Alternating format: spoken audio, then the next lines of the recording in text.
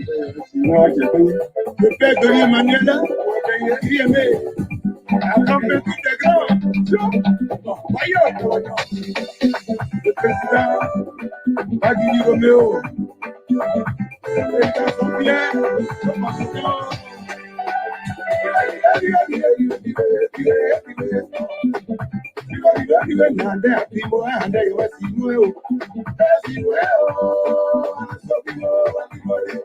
Assaletaï, le professeur, un nouveau femme.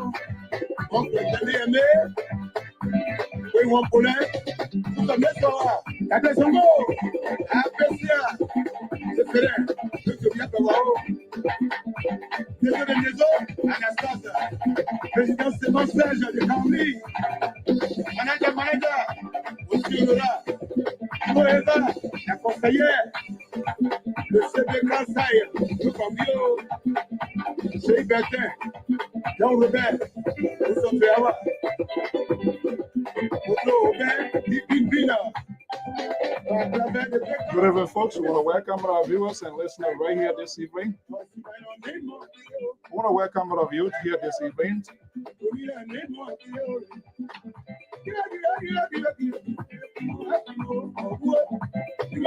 Test the mic, test the mic, test. Good evening, folks. We want to welcome our viewers and listeners across the globe. Thank you for joining us here this evening. This is the Diaspora Informative News Outlet, Liberia Public Radio. Welcome you in the house, taking you, all of you, to Grand Jita this evening.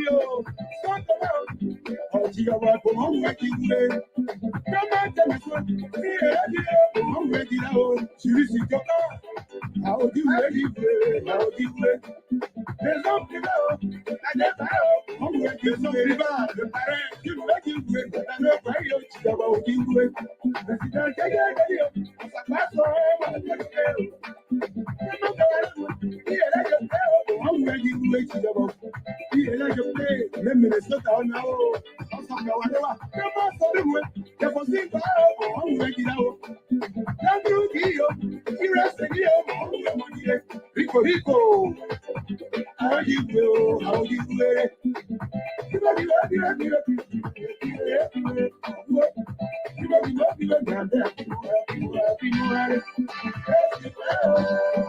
I want to welcome you this evening. What a great song here. This is a very, very, very, very, very nice song here. This is what we do here. The traditions of the country is prioritized. We want to welcome our viewers and listeners across the globe. I am Alfonso Zia Soto of the Liberal Public Radio 10 LPR-TV, midweek Wednesday. Is our ladies' night or what a night? We say welcome. If this is the first time, we say you are wholeheartedly welcome. This is the Diaspora Informative News Magazine, making news fair, balanced, and proportional. And sometimes it becomes pain, especially when a liberal is in charge. I received so many complaints. They asked him to terminate his contract with LPR, but we can do that. He has his own base. He has his own fans. So we will keep hanging in there. What we will not allow him to do to liberalize this network and make it its way. That's not going to happen. We say thank you so much. If this is your first time, we say you are wholeheartedly welcome. Every Wednesday here is a tradition. All things considered, take a review of news making headline from Wednesday up to current, which is today. We allowed you, our viewers, our listeners, to also make your voices heard. This is not just on it about us, but it's about you and its entirety, the country. So you have the right to disagree with our talking point. But all we call for on this network is civility. We intend not to leave no one behind. In the national conversations of the Republic of Liberia, we say thank you so much. Let's do a little bit quick housekeeping here and give acknowledgement to all of our good friends, folks, that even sometimes when they disagree with our talking point, but yet for the good of the country, they will come back here and they will remain tolerant, very respectful, conduct several conversations online with their peers, even if they disagree with them. That is what we want to do. That is the maturity of conversation. That's what conversation is all about. The roundtable conference. You can disagree with me in whatever you want. It's just a matter of persuasion and telling me why you disagree with me, and me drawing also those reasonings of lines of reasoning to listen to your argument, even if I disagree with you. Sadly, this is not what we do. We talk. I want to regulate people as a little tabloids or toy playing with their little remote video games. No, it shouldn't be that way. And do not allow it. That is why this traditional song was saying, do not allow people to define you. You and only you can establish your true identity. Do not give them a chance, not even me. So you have the right to disagree with us. And even if we say it the wrong way, come back here and tell us. And if we realize that it's wrong, we will say it. And we'll say we are sorry. That is how it should be. In as much we hold other people accountable, we ourselves as facilitator, we also must be held accountable. Period. No if and but about that. But the liberal progressive and his recruit from my own state, next with him in proximity, he's like little less than 5 minute drive from me. Cherry Bakana is being heavily liberalized.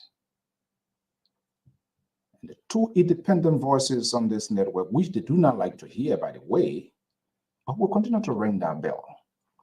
Dr. Malik Jones and myself, Amos George, we went to Minnesota. He left me by the wayside and took photo with those guys. Only for the liberal, at the end of the day, they pushed him one side, and he was like a person that was outcast. And you have the Terry Collins, who is also a fanatic of the liberal.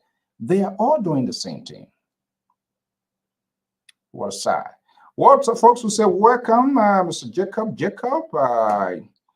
Kandakai, Johnny, Kienta, Ato, our man Aliu, Sambat, good to have you. Kolu, Linat, thank you so much for being here. Ranot, Rita, Patrick Sir, is it the legend Patrick Sir for Mighty Borough? I'm not a Borough fan, but he was a pain in the neck for IE those days. Yeah, I think he left IE, either one of the two, but he plays for both teams. Patrick Sir, if that's a Patrick Sir, legendary, good to have you here this evening. Thank you so much. And my man Bill is here. Rita Chilopre is here. Musu Mamus, Cooper, Hassan Famlet, and Beatrice Augustine, Zico Princess, and of course our Prantan valuable, one of our Prantan valuables who always give those emojis of encouragement Fatumata. But I don't know where Fatu, I don't know whether he a fan of the liberal or I don't know her position. Because sometimes we'll try to get at liberal. I see some of her tweets somehow more or less in the liberal type of way of this. I just don't know. But notwithstanding, she's far too good to have you. Thank you so much for always being here. Folks, this is the Liberal Popular Radio, and this is a informative news magazine. All things considered, and very shortly, the analysts will be here and we'll begin to scramble in tonight's conversation. So welcome to the show.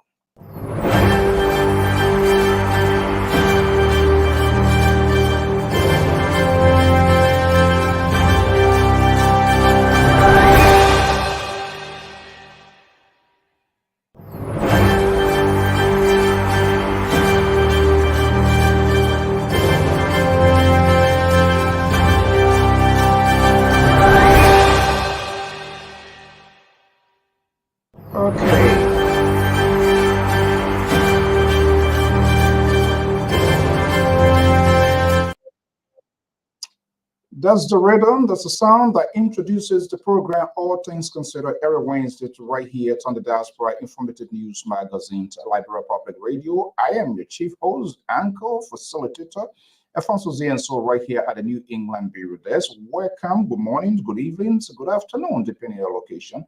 Welcome, we'll try as much as possible to activate the hotline here. Too much going on. I'm hearing people talking private, yeah, this, yeah, blah, blah, blah, all kinds of things. It's all playing out there in the airspace of the media world. So we're going to have a conversation who we are and what actually is this all about. We saw today that in the motorcyclists, the sort of enforcement started. What you make of it, what you think, do you think enough was done? Let's hear your honest view and say what you want to say as long as it is in a civil context. And that's the tradition. That's what we know on this network here. People here very, very much civil in their conversations, even if they disagree with one another. Very suddenly we see some people, and that's the word, everything not going to be 100%. You always going to have some troubled children around, just how we have like troubled liberal progressive on this network here and his man Jerry Bacon. So we anticipate that will also happen on the other side. So let's play this quick commercial and I will be right back.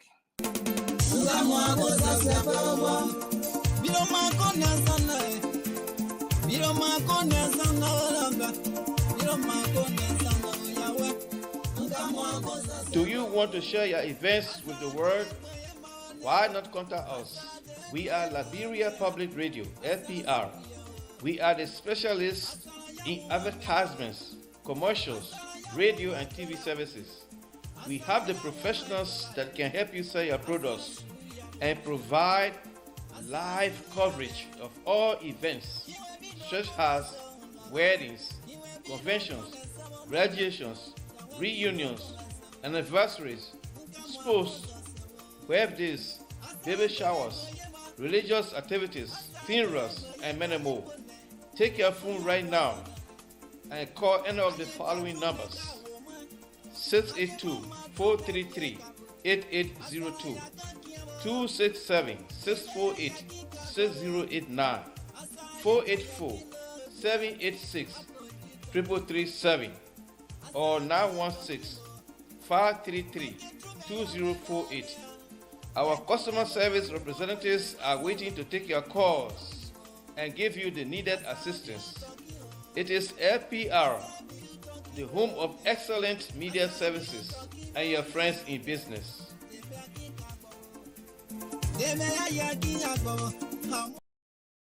We'll be looking up to you for your patronage, and part of that is to call us to provide services to you, be it graduations, any memorable event for that matter.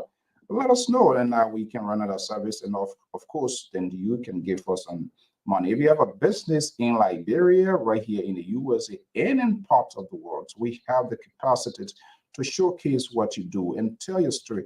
You and only you can tell your story. Do not wait for people to tell your story. So what we're doing, we're just adding a little bit piece of pie over it, and just to showcase. And that's exactly we always try to do here on this network. So it doesn't matter where you are. When there's no way, we will find it. If you are in AZ, Arizona, like SB, then that's fine. Let us know. Nowhere is we are unlimited. You want us to go to the Republic of China to cover your event? We can do it. You don't have to worry as to what, oh, I want to which party or which this. No, no, we don't. That's not what we prioritize. We provide services. We talk about it. We come to an agreement. We do it. So this is what we want to do. Mr. Bender, good to have you. Mr. Zia, good to have you. Veronica, Clarence is also in the house. Good to have all of you here this evening. This is all things considered. I'm going to be having a conversation as well. So, of course, we will try as much as possible to activate this line as soon all of the analysts join. We will be having a conversation. I'm not even going to wait for them. I hope this labor don't show up tonight because I don't think let he and his Sherry back on be on their tapata. They can do whatever they want to do. But I'm going to put the line here, and I know you also monitoring what is happening in your country, within the airspace, the cyberspace, the social media, and real time, both electronic and print media as well. So we will allow you to also have a say into what is happening yet inside Liberia here. So I'm going to put a number out here very shortly so that you can speak your mind, speak about your country. In the meanwhile, we want to bring you this obituary announcement. The homegoing of Mother Lucita Kriku will be held the following weekend. That's the 23rd, 24th, 23rd weekend in Philadelphia. Mother Lucita Kriku funeral services wakekeeping will be held right there at the Assembly of God Church, 217 Chestnut Street. That is in Darby, PA. And there will be a wakekeeping to repairs at Mount Zion United Methodist Church, 915 Main Street, Darby, PA, as well. That is in Philadelphia. This announcement was brought into LPR by Mr. J.J. Dennis, that is son-in-law of the deceased, on behalf of the family. So let us know, and we can also, as usual, let's do this here and play this in 5. Let's do this here.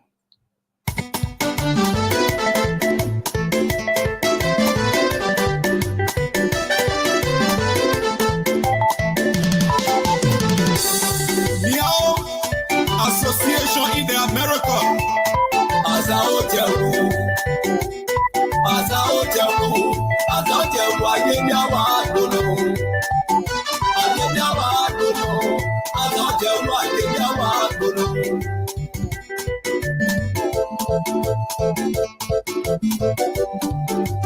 Peace committee chair. Debekao. Amatia. We said, you come see now, you man.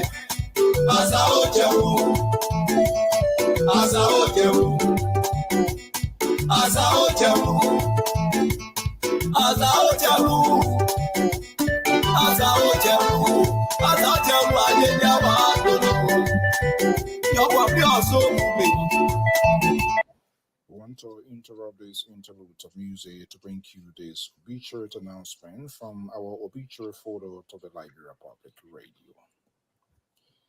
Funeral rites of the late Lucid Kriku will be held in Philadelphia as follows.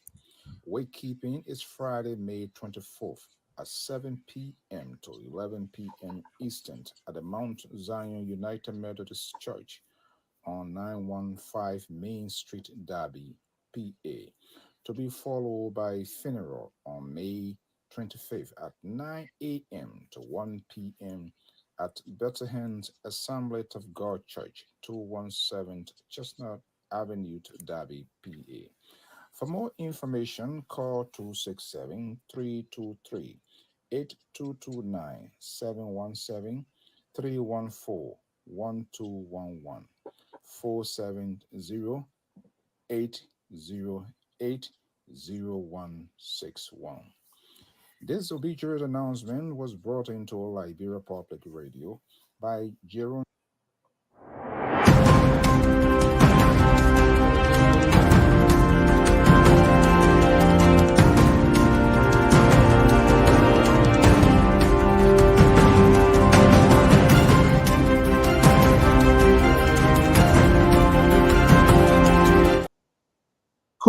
Good evening. We'll say thank you so much. And that's the obituary announcement that let's give recognition to Mr. Zibo, Edward K. Zibo. I'm watching from the Bow Jiwont Bazan District, Grangida County. Wow, my goodness. It's a little, I believe it's after 12 a.m. It's monitoring from my own district. Eddie, thank you so much for joining us this kind of late morning hour.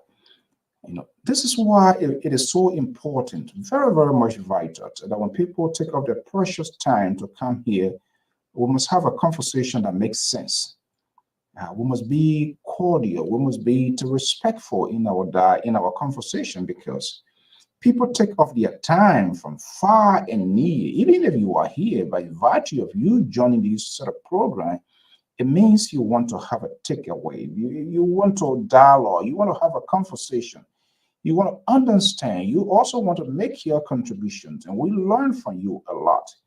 And that is why it's so much important now when we come to this program, be it the facilitators, the analysts, we must also put ourselves in the shoe that, hey, people are here and there's a need that we have a conversation that they will have a message to take away.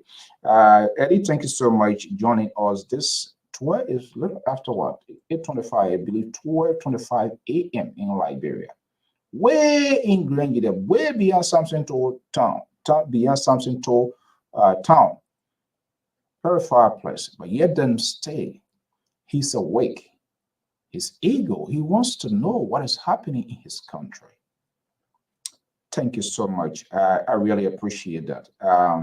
Hopefully, I can relate and connect with you on Facebook, and we can take it from there to all of the other from there. We say good to have you here. I'm going to be putting the number up here why these guys with a tabata, they have not come. Just to speak, there are a lot of things going on inside Liberia, and I think you have the ability to also speak about your country. So I'm going to be putting the number out here as early as possible to get this number activated. And don't hesitate if you want to call, just in case something that comes to mind you want to talk about. All things considered, is just perfectly suited to make your voice heard, to speak. You don't have to follow our topic. You don't have to follow our conversations. You make your own topic. You can address whatever you want to talk about. Oh, it looked like this night going to be one of these nights, because when the liberal surface, then his disciple will start to come in little by little. And I'm saying one here already. So let's see how it plays out this evening. And I know somebody about to get in their feelings now. This entire show tonight, by the way, is dedicated to Dr. Marley Jones. This show is dedicated to Marley Jones. And if Marley Jones comes here tonight, he will be given as much time as he wants to talk. So people must understand that I'm dedicating this whole program. The LPR management, with the approval of the board chair, Samson Liberato, and Sister Goyo, and the rest of the people, we are dedicating this program tonight to Dr. Marley Jones. And there is a that is Zanza business there. Go to Liberia where you call yourself, man. Go to Liberia, then you know how water getting into cooking up. So let me put this number here quickly, and we'll play a little video courtesy of online network in Liberia. So this is the number. The number is also available to via WhatsApp, just in case you want to call. While we wait for the analyst, the number is there, 68. Oh, what did I do? See, anytime something to comes on, then I do stop. I'm missing my own number here. This missing the number here. Okay, the number is 682. Oh boy.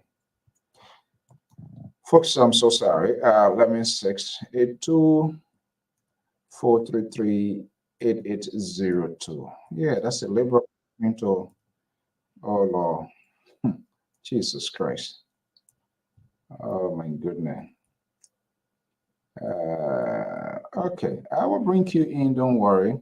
So this is the right number. 682-433-8802 is the number to actually call just to participate. But let's have the conversation going. The most liberal on this network, he's here. And we will give him the opportunity, let him show himself here this evening. To those of you joining us for the first time, you will see how ridiculous this guy, how ridiculous and unbelievable. You're going to see him tonight. If you have not seen him, I'll receive a lot of letters requesting his time off, compulsory leave steady. But you say, you know what? No bar bush for a child. Let me go to Saxton, Sacramento. By the way, it will be in San Diego in the coming days. It could be tomorrow, it could be the day after. But I'm not going to go to him because I don't want him to poison me. Let he stay with his sister Goya, what his name, Jerry Bacon, Terry. I will stay with my Mally Jones. Let me go in San Diego, California, and bring in the liberals, the most liberal on this network. Pape, what's up? Good evening, Mr. Saul. The Libra is here, as usual. And as usual, I am also here as a counterweight to you, the Dr. Malley and Mr. Central Right, conservative view. I'm here. And like I said, I'm here as a counterweight. So don't be afraid. We will exchange ideas respectfully, but I would disagree with you and your Disagree with what? excuse me? You say you disagree with what? I would disagree with you guys the way you guys want to have this platform to be turned into a conservative type platform, and I'm not quite ready for that. And though I am here as a liberal, conservative against me, I welcome that. Hold on 1 second. Let me see. I'm not sure what other person calling. I don't just want to throw them on the air. Hello. Good. Your volume is low. If you're afraid, don't be. Your volume is very low. I want to make sure before. Okay. Okay, so it's very low. Don't worry. It's not your business. I am in charge. Okay? Don't worry. Okay, I'm getting a call here from from Detroit, Michigan. Is one of the young breed who is gradually working to get to the Yankee Association. I don't know here. I don't want to let out of that. But Otavia Gilmont is calling here. So let's see here. This is all things considered. Mr. Gilmont, are you there? Yeah, I'm here, Mr. How you doing? Good. Good evening. How are you? How is Detroit, Michigan? Are you in Detroit? But you're always on the wheel, so I don't want to draw that conclusion. Where are you right now? Yeah, I'm in Detroit, Michigan at this moment. Detroit, Michigan at this moment. Okay, just hold on 1 second. I am about to call the man of the hour. And like I said, this entire program this evening is dedicated to Jones Otavio Mao, the most independent guy on this network, who is making sure the rights of the people are respected and restored. Welcome, Dr. Jones Malley. Can you please welcome me, please, Liberal? Good night, Dr. Malley. Good night. But the evening hasn't finished yet. You said good night. He was still on inside. He okay, don't mind him. Dr. Jones, good evening, welcome. Let me go to Octavius quickly. Octavius, let's hear from you. All things considered, what is of a grave concern, or what is concerning to you regarding your country and how things is being done there? Thank you very much. And let me say thanks to the entire staff of the Grand Public Radio, something that I follow regularly. So I want to say thank you. Yeah, today I'm so grateful to be alive, and I'm excited for the news back home pertaining to a movement that we started almost 4 months ago, and the Liberian voter education movement for the first time in our country history. Whatever I put my hand into is always turning big. So today will be the first time we will be hitting the airway in the coming days, weeks, and months. But this is the first time I'll be breaking the news on your platform that we are the only Liberian voter education movement in the country. We just started almost 4 months ago. We are in 11 counties, with almost 102,000 members, and we are the only one that is recognized by the Liberian government, and we were recognized a few weeks ago by the Election Commission, the Liberian Nation.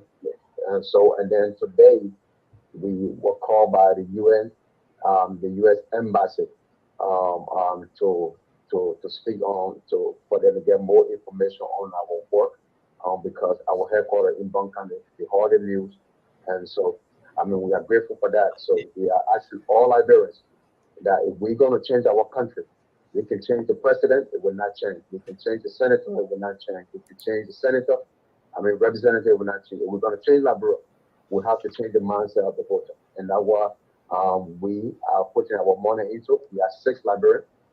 I'm the head for that movement. We started in the diaspora. We have spent almost close to $23,000. 6 Liberians. We have done. We did extremely well.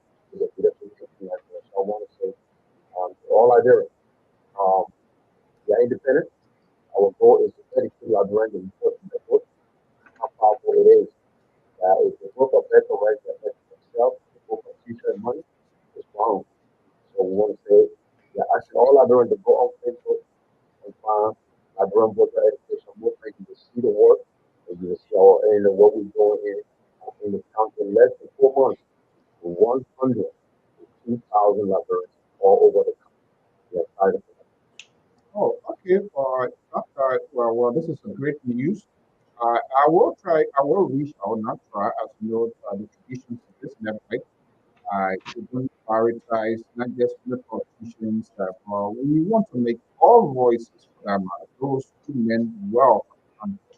So I will need to get a little detail, but I think it's encouraging to that public awareness is very vital to the democracy of our country. So I will reach out to you. We're going to talk behind the scene, and we will have you here to, perhaps to get a better insight, the strategy, how long these organizations intend to stay, and we're going to be a collaborations, and what do you hope to achieve, the reason led to the establishment of this organization. So leave your phone lines open as usual.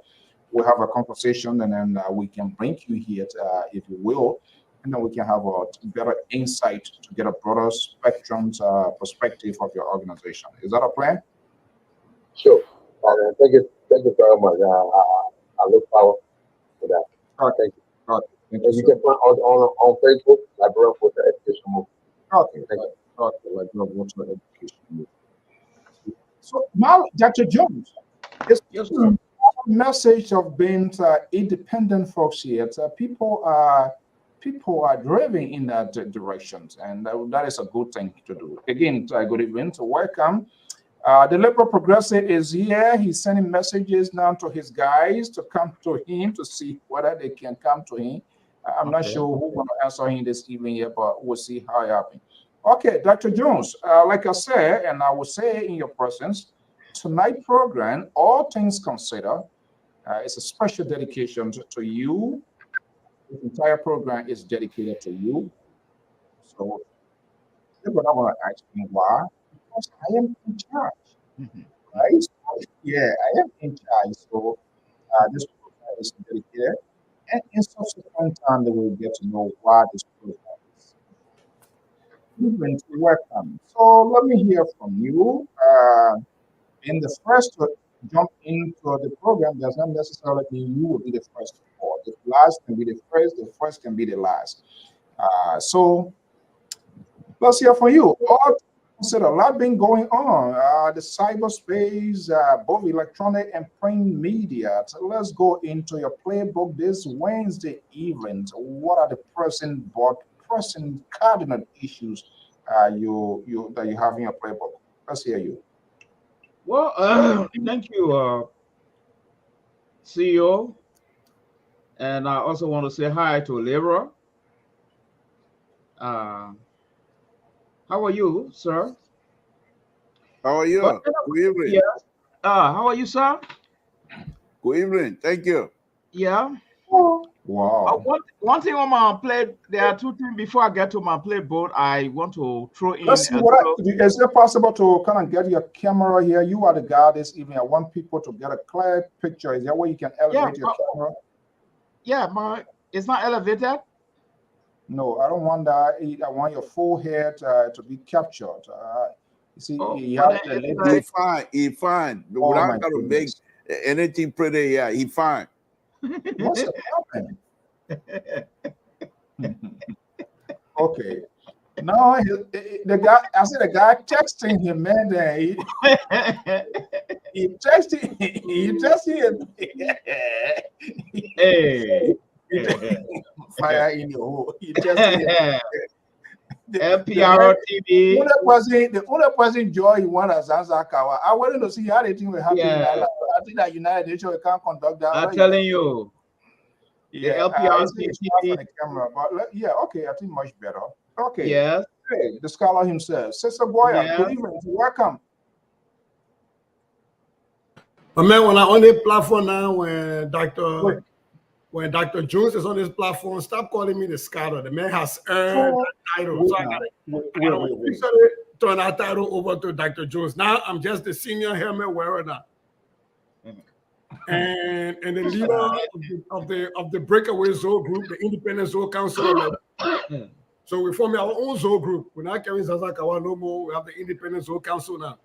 Oh, just how they had the Independent Patriotic Council. There you go. There you go. The Independent COP. So we got the Independent Breakaway National Zoe Consortium. Why you always like to stay up? Where you come from with senior hairman wearer? Where one again? This is the put my white helmet to protect itself. Senior helmet wearer. In our country, not finishing here now. I swear to God. No, but the last title I expected to see was the LPR-TV newly formed and Sonic Craft. In Minnesota, right? In Minnesota. He just in the picture so you call Freemasons. Don't mind. So we are yet to see, because every night the liberal can flash your picture to remind us. I don't know why he tried to evoke or whatever, but don't be surprised. One of these days you're going to see them carrying that title. Okay, guys, let's make progress. Our guys, we also intend to activate this line here. So let's get into your playbook. Dr. Jones, you were talking. What are you considering? Yes, let me just throw a little appetizer in there. The Russian president flew today to China, and I was told, according to my sources, he's supposed to be arrested, but I don't know why he went to China. Where is Interpol? I don't know where is Uncle Sam. That's just an appetizer. So we got to move on now. So what's on my plate tonight is the issue of the Liberian immigration. Yes. And I have got two top persons sent to that Liberian immigration. And it's like the story I'm getting from my inside sources are very pathetic. It's like it's about time that someone or even suggest to His Excellency President Joseph Boakai to reintroduce show me your paper policy. The country is overjammed with too many different type of populations. And everybody just quiet about it. But we'll go into the detail of my conversation and my assessment I have with this insider. Thank you so much. Yeah. So let's go to Saxton, the most liberal state. We're liberal on this network. I'm not sure we're going to come out of him this evening. He's involved. Unpredictable. The liberal progressive. What are you hearing from the end? Not much on my plate except for this helmet stuff. For me, whether it be George Weah administration or Boakai administration, it doesn't seem like when it comes to these enforcement process of whatever law the government tried to establish, they seem to, from the initial stage, they seem to not get the handle over a lot of stuff. Just like for example, during the pandemic, the first date of pandemic enforcement, whatever they call it, it was chaotic. And I can strictly say today, the situation in Madrid, people were walking really angry. For me, it's chaotic as well. Now, the intent for both processes were very good for the people. But that's what I always explain, we'll go into that later, that in order for you to be effective in doing these things, the people who are going to benefit from it must be brought on board. Explain to them the intent. But if it is viewed, if those type of help that you're trying to provide, if those who are supposed to benefit view those things as being something to curtail their rights, they will resist it, and they might not even see the good that you're trying to establish. And I think the government, whatever we are government or even Boakai government, those that are doing these things, continue to make these little error, and it's not sitting well for the people. Okay, we're gonna go details when we were to have this sort of conversation. Maybe there are some other important information so that you would like to share with us. Let's go to Minneapolis, Minnesota, where the senior headman wearer, senior analyst of the Liberia Public Radio, Sister Goyas, changing from Sanction Avenue to we want our education by MCSA must go, that person gone. Now we come to senior headman wearer. Let's hear you. Don't forget also part 5 of the Code of Conduct Advocate. I'm pushing for everybody that is also an elected party official that holding appointed government position to let one of them go. I mean, that was the nothing joining my campaign. So that was the nothing. They already started pushing that point. We can't have the chairman of the ruling party also sitting on the board. We can't have the secretary general of the ruling party also being the chief at the LPR-TV. Something got to go. You can't serve both. And part 5 of the Code of Conduct talks about that. But that's a whole different thing. That's my new fight, and we'll fight that until we see the end that we saw to MCSS. Having said that, I put out here Chief Helman Wearer for a reason. Everything in Liberia, sadly, has become politicized. Even the safety of people has become politicized. Right now, you tell people, let's put fire alarms and fire extinguishers in public schools. It will become politicized. You get up right now, tomorrow, President Joseph Boakai say there's an executive order. Everybody must breathe in oxygen and breathe out carbon dioxide. I guarantee you, my uncle from the CDC will say, no, we're going to breathe in carbon monoxide because the people can't tell what to do. It is saddening. And the reason I put this on here is not really for the people in Liberia. It's for the people that I used to refer to as the intellectuals. You know, the people who are not intellectuals. They pretend to be, but they insult all day. Who now have become the educated illiterates. These are people complaining about people wearing helmets in Liberia. And I commented on our post and said people are concerned about folks exchanging helmets in Liberia. It happened in the Thailands. It happened in a lot of other places. If you ride a bike, they have a bike that they hand to you as a passenger. But if you're more worried about a helmet that you are exchanging, but these same people will go to public bathrooms at the airports and gas stations and use them without even wiping them. They're more concerned about helmets than their butt that they put on public toilets. The buffoonery, the absolute craziness of these so-called educated people just give me whiplash. So that's why I put on here today, because my point is to really argue or try to beat some sense in the head of these people who see that everything has to be political, that even the safety of our people have to be politicized, which is sad. Which is I absolutely. I remember my last trip, I did a sort of taxi ride and I talked to them. To be honest, most of them is just the outreach, the education. People should be informed. I may try to agree a little bit with the Liberia. I don't know his details that want to come out here. I think lack of public awareness creates, there's a big gap of information, the flow of information, and maybe considering the time. Okay, let's go to the details of this now. Let's see. I want to flip the coins around. I'm not going to be like the Liberal. So let me start with Liberal. Dr. Jones is the guy here this evening. So Liberal, I saw your talking point. Why is so an issue to you? Well, Mr. So, the point here is that Liberians, the brothers and sisters that are not able to understand what is happening, are being used by other Liberians to benefit themselves, the so-called political elite or whatever. They, like Sister correctly stated, they politicize it, but not only that, they make it so worse and tell these people to vote against their own interest. This is what we are. Here in the United States, there are 3 states that have no helmet law. You can ride your bike anytime, anywhere.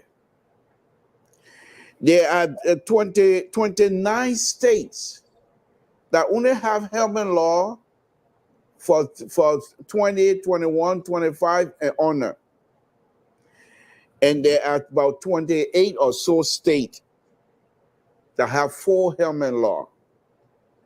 And these are, so if you have those kinds of laws, that means they are not federal law. Now, what the people are trying to do in Liberia is very good, because some of these same political leaders, the police, they've seen a lot of nasty accidents that they believe people can be saved just by wearing a helmet. But it is such a wonderful idea. Why would people be resisting that? Simply because there's not enough information out there for these people. Now, you as a police director, you as a minister of transport, knowing fully well how Liberia operates, you shouldn't be resting. Go to the insider, the helmet, the police, I call it the bikers themselves, daily, if you can, before the deadline. Explain to them the benefit. Explain to them how much it's going to cost them. Explain to them that their life is not just there, but they have mothers, they have fathers. So in case of any accident, anything happen to them, those people are going to feel it and they're going to suffer. You have to bring it into human terms. But they're not doing it. They listen, well, y'all enforce the law. Democracy, as I always say, and I truly believe that, it's a bluffing game. If anybody call your bluff on democracy, you're done. That's what happened. Liberians called the bluff for democracy, and we went to war. They decided we don't want to respect the law. We'll do whatever it is. We went to war, calling the bluff of democracy. Democracy, as far as I'm concerned, is an idea. Only works when the people see the benefit and agree to work together to achieve that benefit. And this is what I thought that was lacking. But the law itself is a very good law. It's a very good law. But how you implement that, that is the problem. Now, look at this enforcement process. It's like they do not have the money to sustain the type of all the whole about they started today. They do not have the money to sustain that. And if you don't have the money, you want these people to be on your side to help you. So, no policy. Before we perform a surgical talking point on there, when you say they do not have the money, who do not have the money? The government? The government does not have the money to pay the police officer to be patrolling in the road, of people telling people you don't wear the helmet from here to this corner. They don't have the kind of money to employ the people that is going to be necessary to be able to enforce that kinds of law. How do you know? Mr. So, Liberian, look at the situation in Liberia. We send money home every day because they ain't got money. Many of these people don't have jobs. And you have to understand the motorbike people themselves. They use that opportunity as a form of employment to feed their family. So you as an authority, you have so much a carrot or stake, whatever you want to call it, on these people. But they must be told and do it with a respect and explain to them the benefit. Once people see the benefit, Mr. So, it's easy.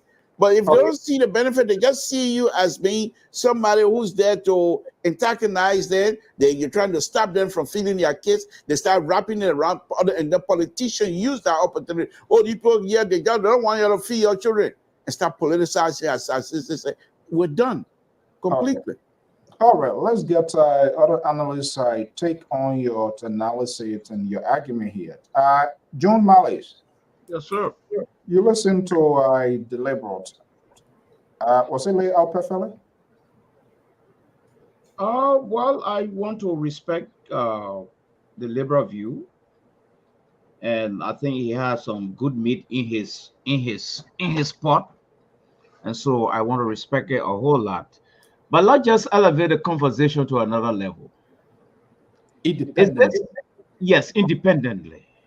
Correct. Is it intended to? Is it a revenue generation era again to help this government, or they are more concerned about the safety of these people? If this question is answered, then I can move forward with my analysis. Okay. Well, for me, that kind of question is subjective. It's not objective. Okay, then let's move forward. I think the National Police of Liberia, have got so much before it than this helmet thing. It's a good idea.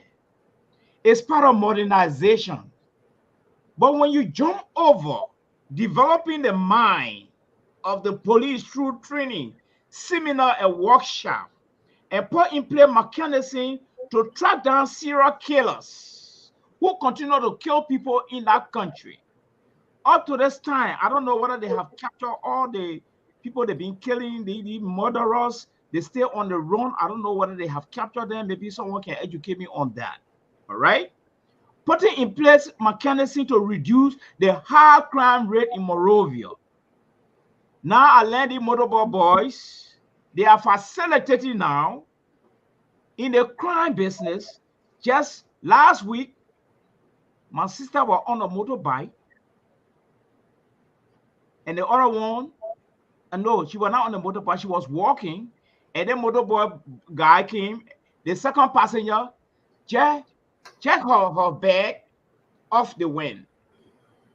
Off, that was it, you see? So it's a very good idea.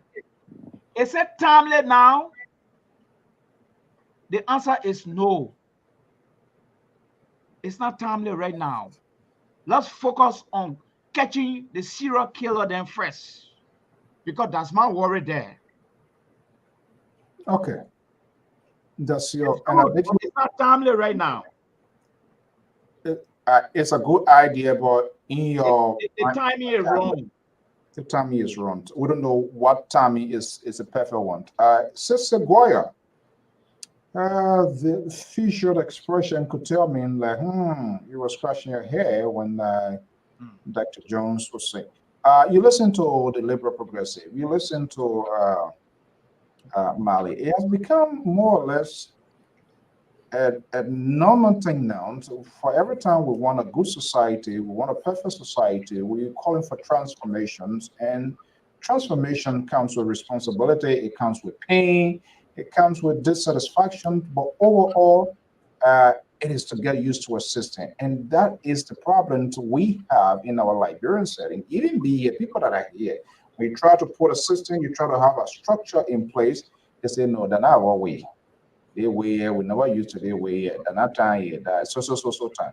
So I believe there's more reason for which you change your title here, this evening. Someone came well, right? Well, today the show is dedicated to Dr. Mali, so I dare not disagree with the Honorable Doc. So I will You're not gonna go through in the next few days. You will come back. So I didn't say every day was. I said today. So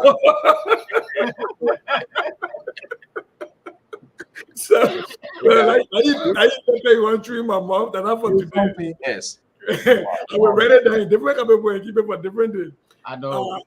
But on a serious note, I think both the Liberal and Mr. Mali hit some points. But here's what I want to say. The helmet requirement was something that was started during Ellen Johnson's lifetime. There was a helmet requirement in place. The same motorbike riders pushed back against it. They got used by politicians and the sewage dwellers. The intellectual sewage dwellers. And these people, and I don't want to say anybody vetting and can't have the conversation with me. And these motorbike folks did not see the benefit, and that's what Mr. Tu is talking about, and I think to some extent that's what Dr. Mali is talking about.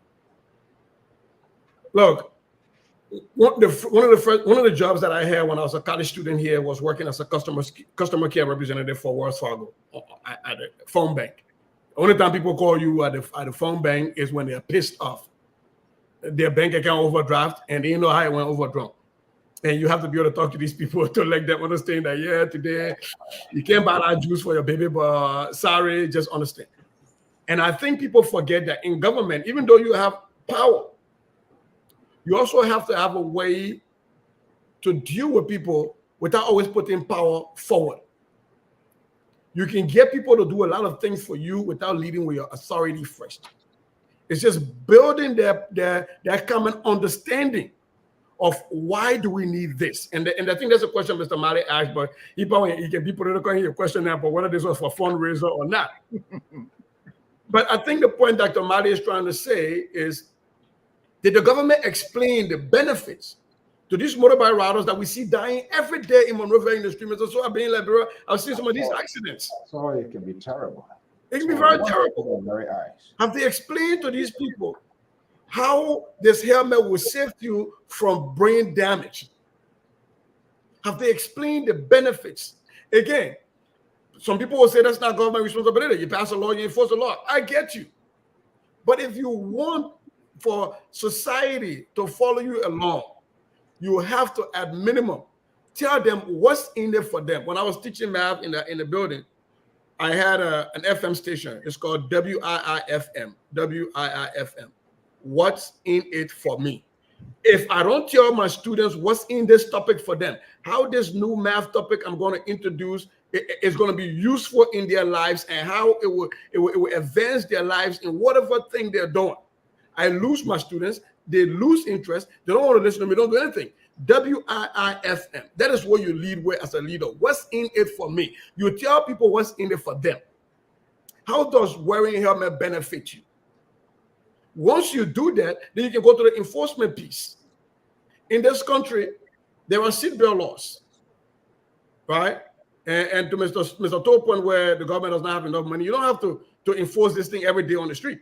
Just like the seatbelt laws are not enforced every day. But what happened in my low state of Minnesota here, every once in a while, especially when we get into summer, you will see those billboards on the road. Click it or take it. And you'll see, sometimes for a week, they'll post state troopers on the road, or every corner of the road, you'll see police officers, right? They're enforcing click it or take it, right? And beyond that, you will have these ads on the local TV that talks about the benefit of wearing the seatbelt. So you're not only doing the enforcement piece of it, but you are educating people on what the benefits are. And so for me, I think, to Mr. To's point, one of the problems that I have is, even though this has been something that got proposed during the early time, it didn't get implemented. It didn't get much traction. It didn't get much traction at all during the CDC regime.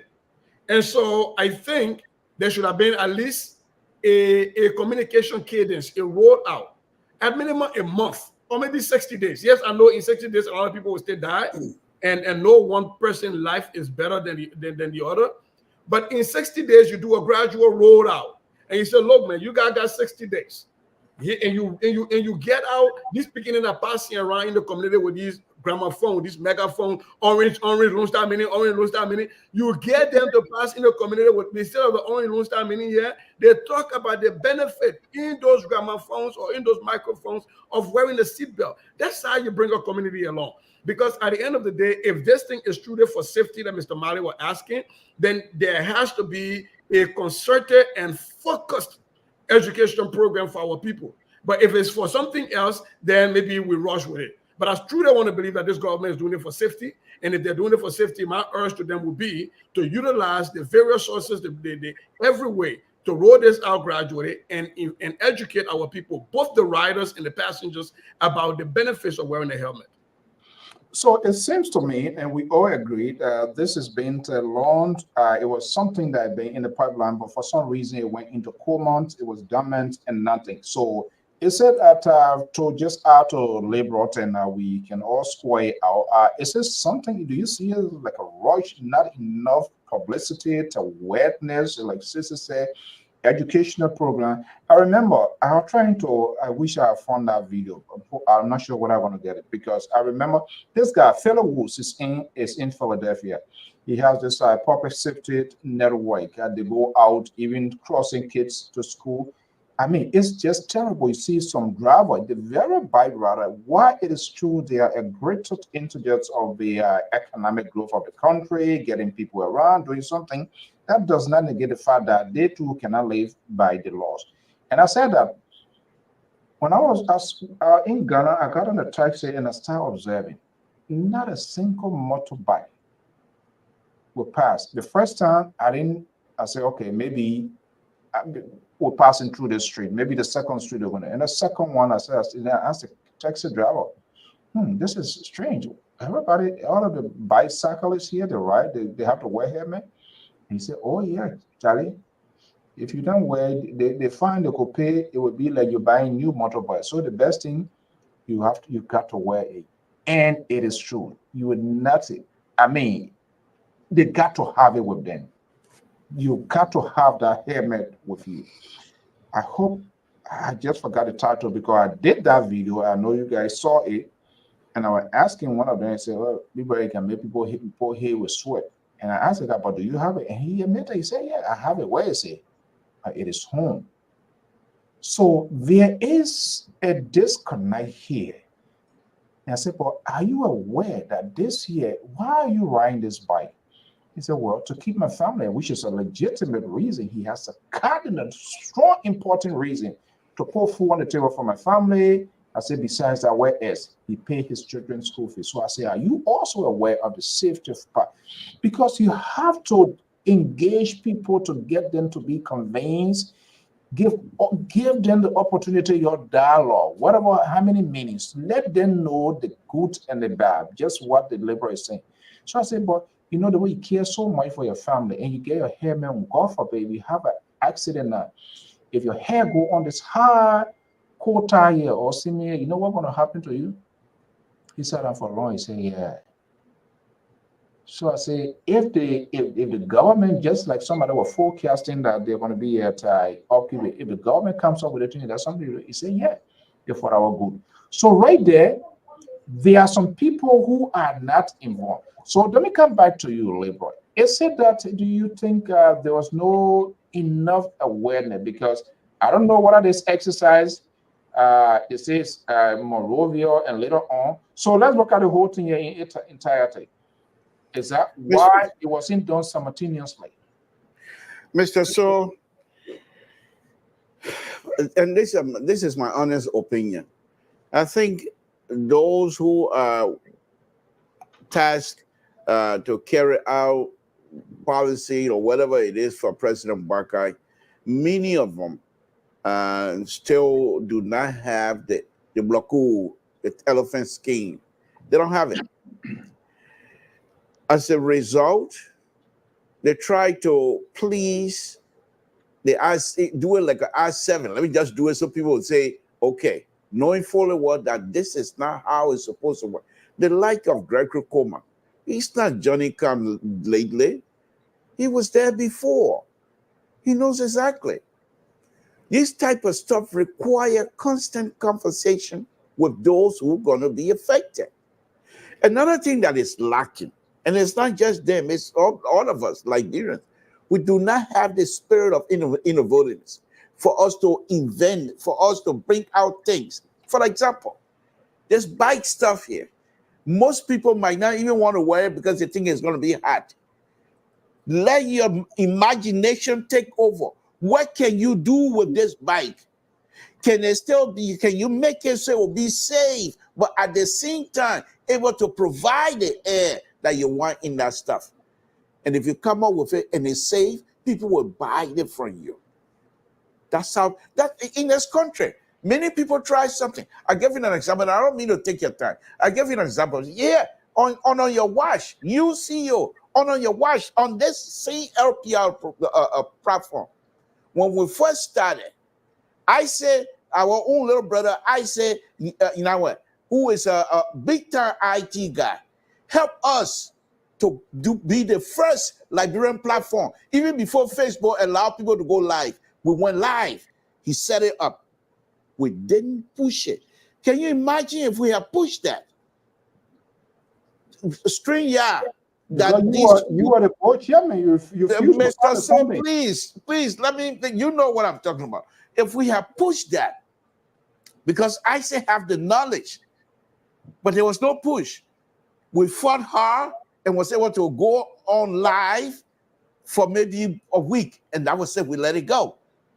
But can you imagine if we have continued with it, and I said try to knock up all the bugs and stuff like that? By this time, we would have been able to replace StreamYard and OBS, and all the people would be following us.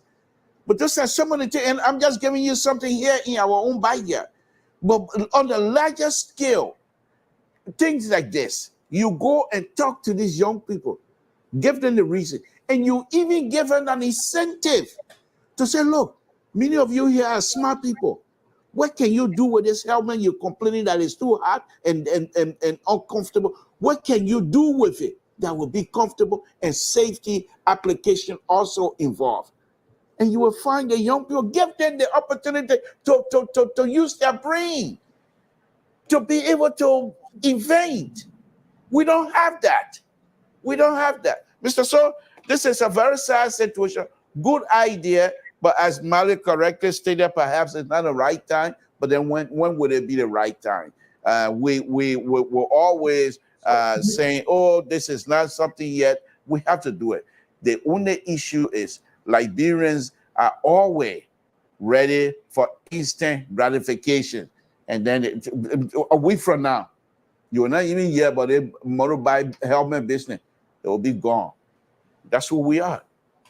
So, in essence, it was a hasty. Not much was done to get it out there to the public.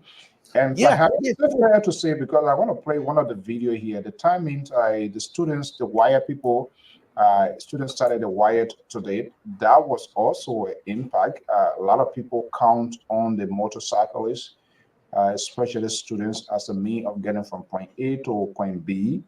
All of those timing is there an issue, Jones?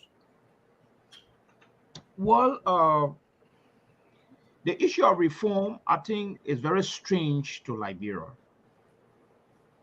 and will continue to be strange. Except,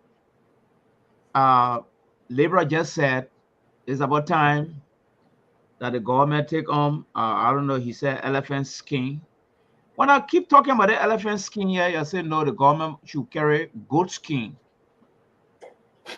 It's about time for the government to put on this skin. Take out the elephant skin. No smile. And implementing in our country. Like you regularly said, the noise is up, but tomorrow it will be over. But here is my question, CEO. It will rather serious as a government for the safety of the population. Are we going to enforce seatbelt law in our country? Are we going to enforce the fire extinguisher thing in the cars, speed bump, crossing sign and path, and community bulletin to carry on community education for the common people who can't get money to read in newspaper? It would rather concern about the safety of these people. Are we going to empower the fire service department and call on the diaspora to lobby around to get some old fire truck around here and send it down there? It would rather concern about the safety of the people, because looking at a lot of them dying now, we don't want to die again. Okay? I will also concerned to look into the overspeeding in our country. Big truck running midday and going off track and killing a lot of people. You see, so it was just talking on like just a piece of the pie, like the safety, the helmet thing. Then what happened to all the other safety things that's supposed to be in that package? You see, so I think the time is a good idea. The timing is wrong, because the police, to me, the police have got some serious thing to really focus on right now. Serious thing. The community safety thing, the killing of people who can't catch the murderer. I mean, it's a serious thing that I think the police need to focus on. But it seems to be now it becoming a business as usual. The last time 2 girls died, and up to today, I don't even know the detail or the conclusion of what has happened.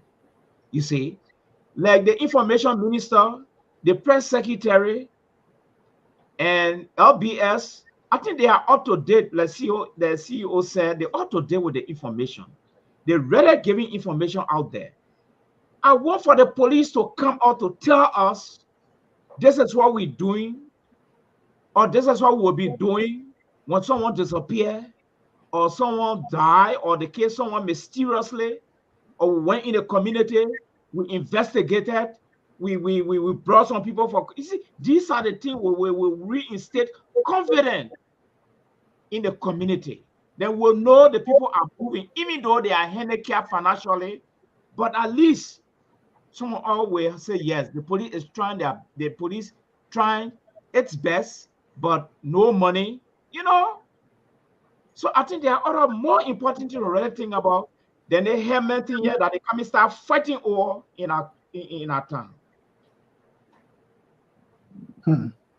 Mr. Goya? Well, I have an opposing view.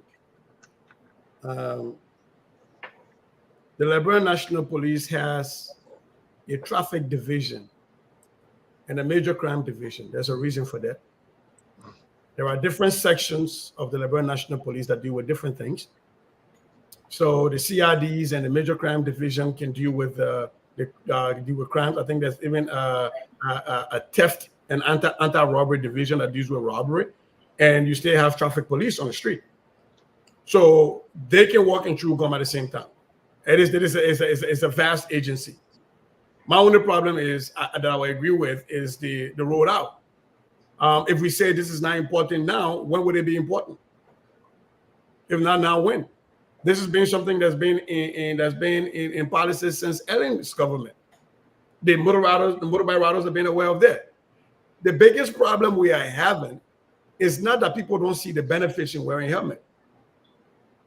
I saw some people who are supposed to be educated, and I'm saying this.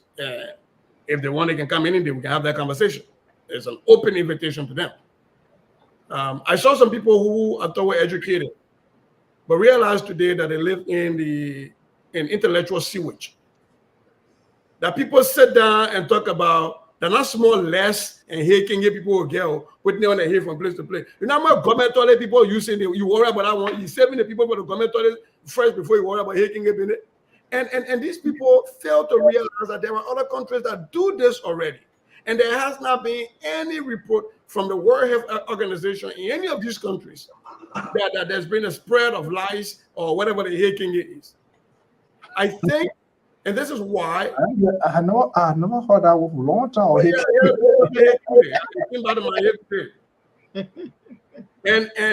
And this is why, you know, our people in Liberia, sometimes I excuse, you know, when people blame the quote educated unquote, because we who they are looking up to be able to tell them what the benefits are, we are instead trying to be intellectual clowns, right? So if I write on my post, I can say, look, the time maybe we need to adjust, right? But I'm not going to go ahead and make it look like helmets are not important. My 3-year-old got a bike, a bicycle. I mean, a tricycle, because they started training wheels on it. I don't put her outside without a helmet, a knee guard, and an elbow guard. Because I understand that when she gets in contact with the pavement, I've done enough physics to understand what the impact will be. And I love my daughter so much. So no police officer has to tell me that. So, but we will do that for our kids here. And some of these same people that are clowning around with this helmet situation in this country, they will wear helmets. You sit down in their car, you even put a seatbelt on, you in the passenger seat, their alarm start blowing, maybe they stand on that, put a seatbelt on. But they will sit here and try to instigate our people to rebel against stuff that's in their interest. And this is what hurts me. And this is why sometimes our brothers and sisters and our mothers and fathers who didn't go as high in European education will say the European educated folks are buffoons because we make these crazy statements. Isn't it? So for me, I really do believe that the Liberian National Police can do both. And I understand Mr. Mali's point, and I really want to empathize with him for, you know, the death and the stress on the family. And there are a lot of Liberians dealing with that. You get up in the morning, you see a body, or your family person is gone missing. Yeah, in the grand scheme of things for that family, how am I going to be looking at motorbike helmet as a very important thing when you have not even addressed the issue of my family person being dead or gone missing? So I want to respect that. I really think we ought to respect that. Because in the grand scheme of things, if I'm in that situation, I don't see the benefit of what you're telling me right now. But I think that the Liberian National Police needs to get its acts together. And I think the IG is a very competent fellow. I think they can walk and chew gum at the same time. And Mr. Mali is right that if you don't bring the community or the population along and you allow cases to go court, you lose credibility on anything you decide to do. And that is where these people who call themselves politicians or who call themselves intellectuals will use that situation to create unnecessary promo for themselves on Facebook. Let's take a quick break and we'll be right back.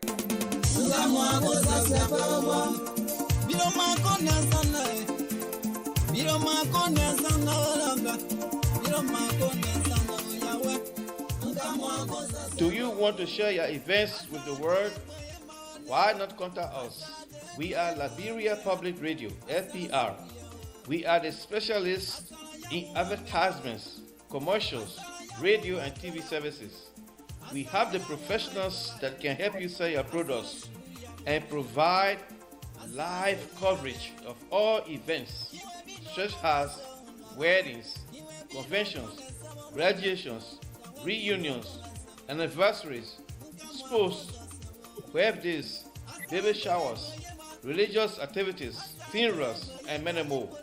Take your phone right now and call any of the following numbers: 682-433-8802, 267-648-6089, 484-786-3337, or 916-533-2048. Our customer service representatives are waiting to take your calls and give you the needed assistance. It is LPR, the home of excellent media services and your friends in business. Okay. Well, there you have it. That if you need any functions or whatever it is, just let us know it and we can get you out there. So let's go to this call out from the constitutions. Let's see what there's a violation in the law here. Keto, are you there? Yes, sir. So let's hear you. Let's hear from the Keto War. Hello, gentlemen. Yeah. Look, Mr. I'm not a big fan of this government, but there's two things this government is doing in Liberia that I really appreciate and I'm happy for. One is the demolition of makeshift structure along the streets of the capital, and two, the no-go zone for motorcycles, right? I think it's important. That's a city that's one of the oldest cities in the world. I mean, in Africa, or West Africa. And I think it should enforce it. It will hurt, but with development, comes pain. And they can look in the near future to start engaging companies, be innovative, to bringing in companies that will employ, most of our young people that talk to the street around banks. Secondly, the headman issue is important. There's no way you can rob motorbike in this place. Some people defy authority to rob motorbike with all headmen, and the result is catastrophic. And this accident is almost like it's a death sentence right there. I was in Liberia and I saw a lot of motorcycle accidents because they are reckless, and sometimes accidents just happen, and the result is very bad.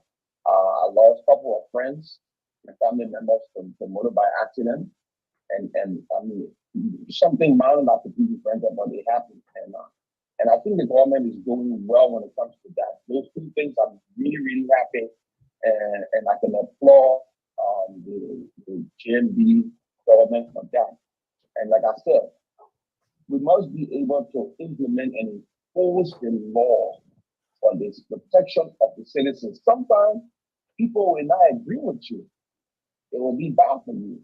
And you drive along the city and they say no loitering, and you go eat 4 people or the family $250. It's a deterrent.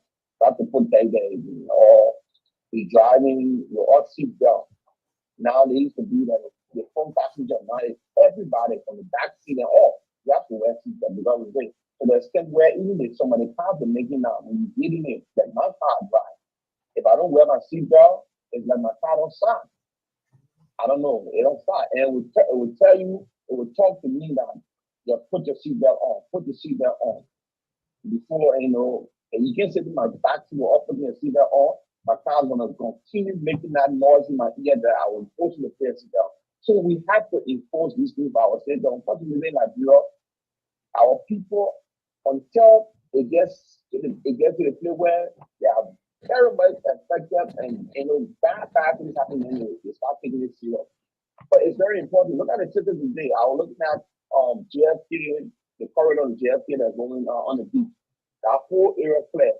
And I would recommend to the government, don't only just bring the makeshift structure along the way, but put some design on the sidewalk or with those fences.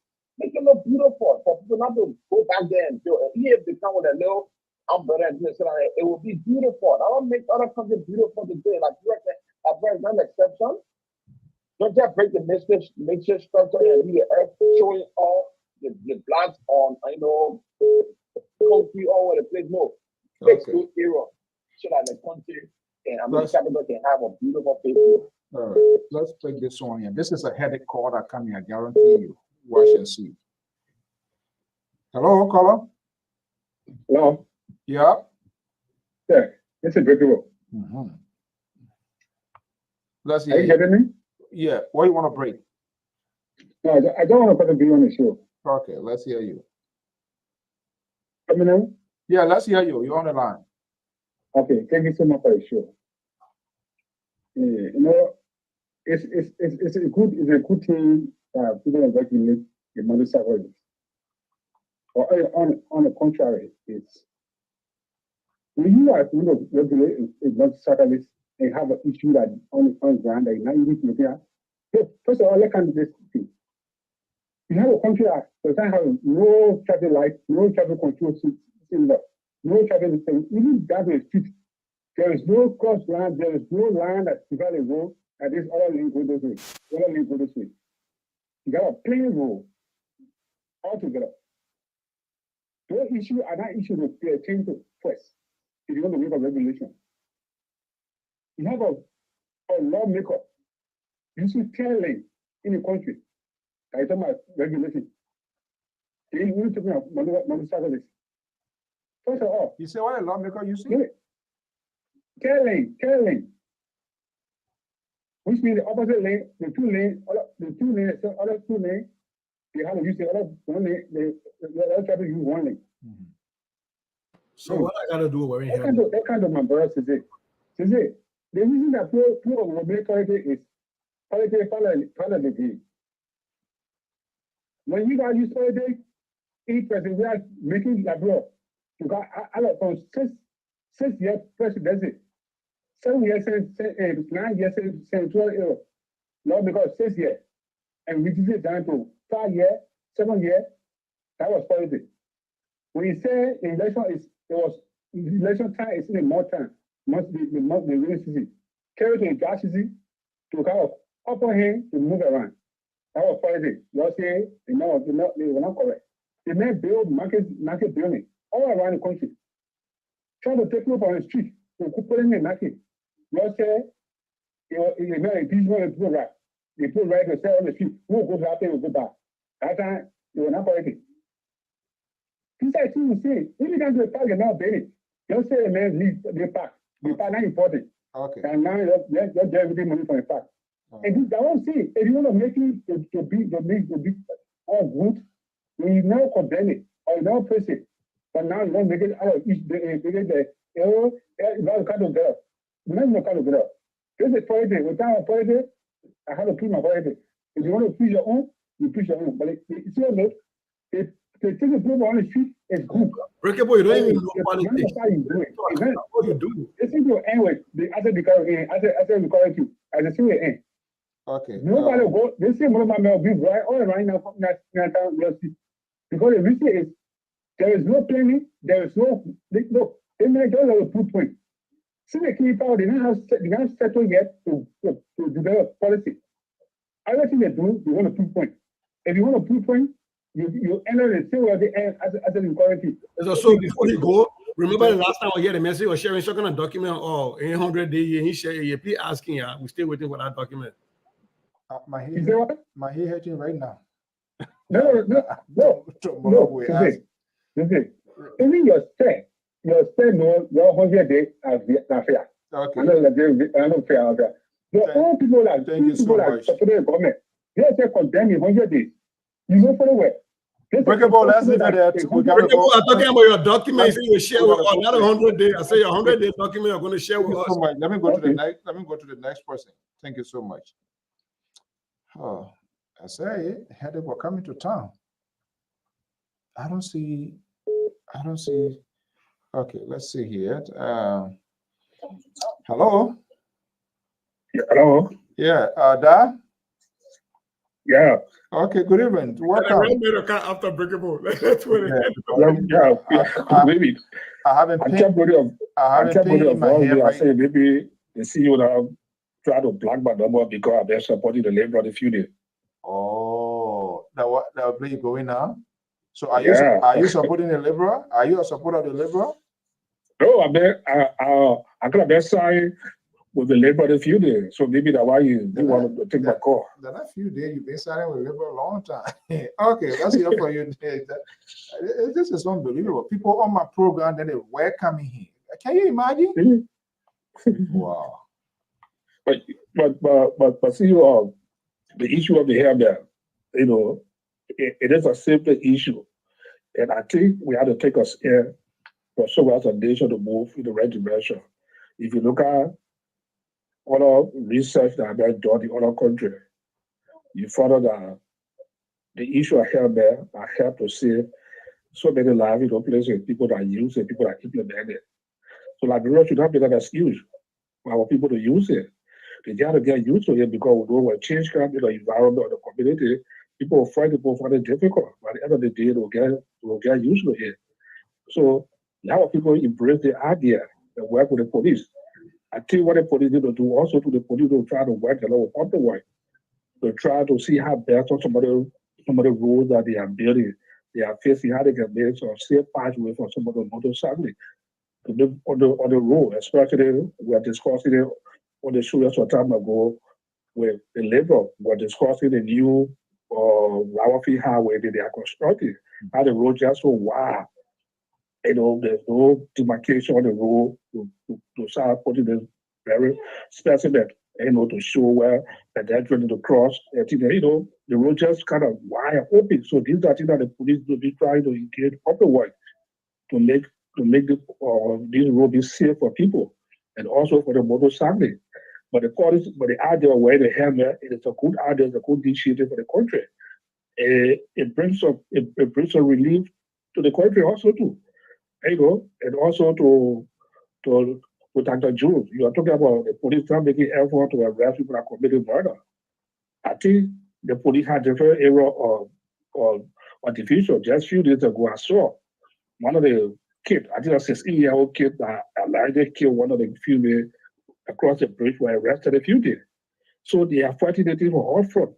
But the bigger picture is the safety issue when it comes to the motorcycle. That's also addressed. And see how best it can be good for the country. True for the country. Other countries use it. They are using model as well. I can work. They can also work in Liberia. Okay. Thank you so much, Dad. Feel free to call back if you need to. Okay. So let's watch this video here, and I courtesy of LIB Online TV, the episode today, and then we can respond in terms of the preparations and the reaction from motorcyclists and ordinary pedestrians. I said, well, how you think I will not question you where you get my motor back. Are you a commercial rider? I'm not a commercial rider. I'm using it. I'm going to work. I'm a private motor rider. The only thing I'm not having helmet and thing. My banner register and thing. I said, okay, yes. It's something to farm. Okay. Okay. So let me know you and know anything how I get my motorbike because I want to come and release my motorbike. Say you're not giving me any information. If I'm going to you tell the party you want to beat me or there was no identification shown by him. Did the police? No, I'm let me get a party number. Let me get, and say I'm not doing anything. But I'm a drive away from you. If I'm not doing, you beat on me. So I don't want all of us in the country. You take my motorbike there. Yeah, there's something to find. Where to find? Who are going to say you get my motorbike for that? So you last seven is speak to the commander to hear from me exactly what you're saying. Nobody want to listen to anybody here. Everybody just put us saying that I will get more. They don't want to listen to us. So what we do? Thank you so much. So the police are being arrogant. That was civil inspector. That was civil inspector. Let me ask you. Okay, gentlemen, that's just one. We can draw a comprehensive conclusion to say, but that's just one. And most of the time, these sort of things, they are the ones get the attention of the people. And this comes to, then it brings me to the to Dr. Jones' point of training. How many of these instances that took place, police, and the gentleman that you can see him to some extent, yes, he acknowledged that his bike is not registered. Okay, it's subject to fine. Police doesn't want to give his bike. There was no bike number according to him. We asked him, we just putting from exactly what we see. I'm wondering how many of these sort of cases, yes, if we arrest people, you have the right to ask for the police badge number should be visible. You should provide maybe information. Okay, this motorcycle will be taken to so zone, so place you can go to get it, and you're not necessarily you affecting the arrest. You're not necessarily going to put whatever all of the rules there. There might be penalties. There might be another division will be responsible. You will pay and places to go pay. Let me get this call here, and then we can have this conversation. Okay, Pakomi, good evening.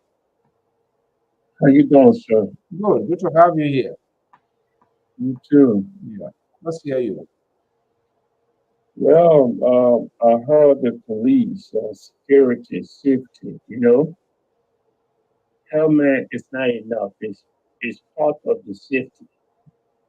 But the motorcyclists have to be regulated. And regulations have to start with certification. Who is qualified to drive motorcycle? They have to go through draw screen. All right, every 3 months or 4 months, based on the policy that will be put in place by the government. Because the safety is not limited to him. Some of them taking drugs before they can take their motorcycle. There's no regulation to differentiate between commercial motorcyclists and the individual who uses for personal use.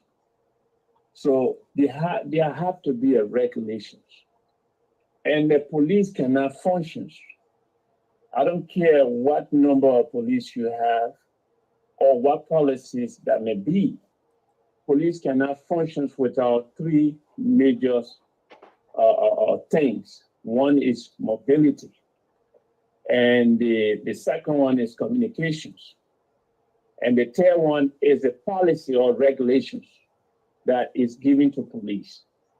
Because what is happening in Grand Isle or Nimba County or Lofa County can't be relayed without a proper communications. If it's relayed through a proper communication channel, there have to be a mobility to implement the policies. So who know the operational budgets of the police in Liberia? The whole government is in disarray when it comes to finances. Because once one part of the government is consuming all of the money, which is the legislative, the representative. All right, so they are taking more than they are bringing in. The revenue capacities in Liberia is beyond pre-war level. They have to exceed that to be able to fund the government and to function properly. The police operation, the bulk of the police operation is in Monrovia. The other areas are empty. So that affects the operations of police. A super criminal can take charge of these vacancies or vacuum. Okay, quickly here. And operate freely. Okay, quickly, Kwame, for us as we discuss these issues on LPR, we also tend to make recommendations pretending that the government will listen to or will take a cue for us. So seeing what is unfolding here today, from what you have seen, observed as well, if we were to ask you to put forward 3 recommendations, can you get that in order of priorities that the government perhaps will help in the process? Yes, I would definitely recommend to the government of Liberia to take some austerity measures. There are certain areas of the government cabinet positions. It's not required right now based on the budgets.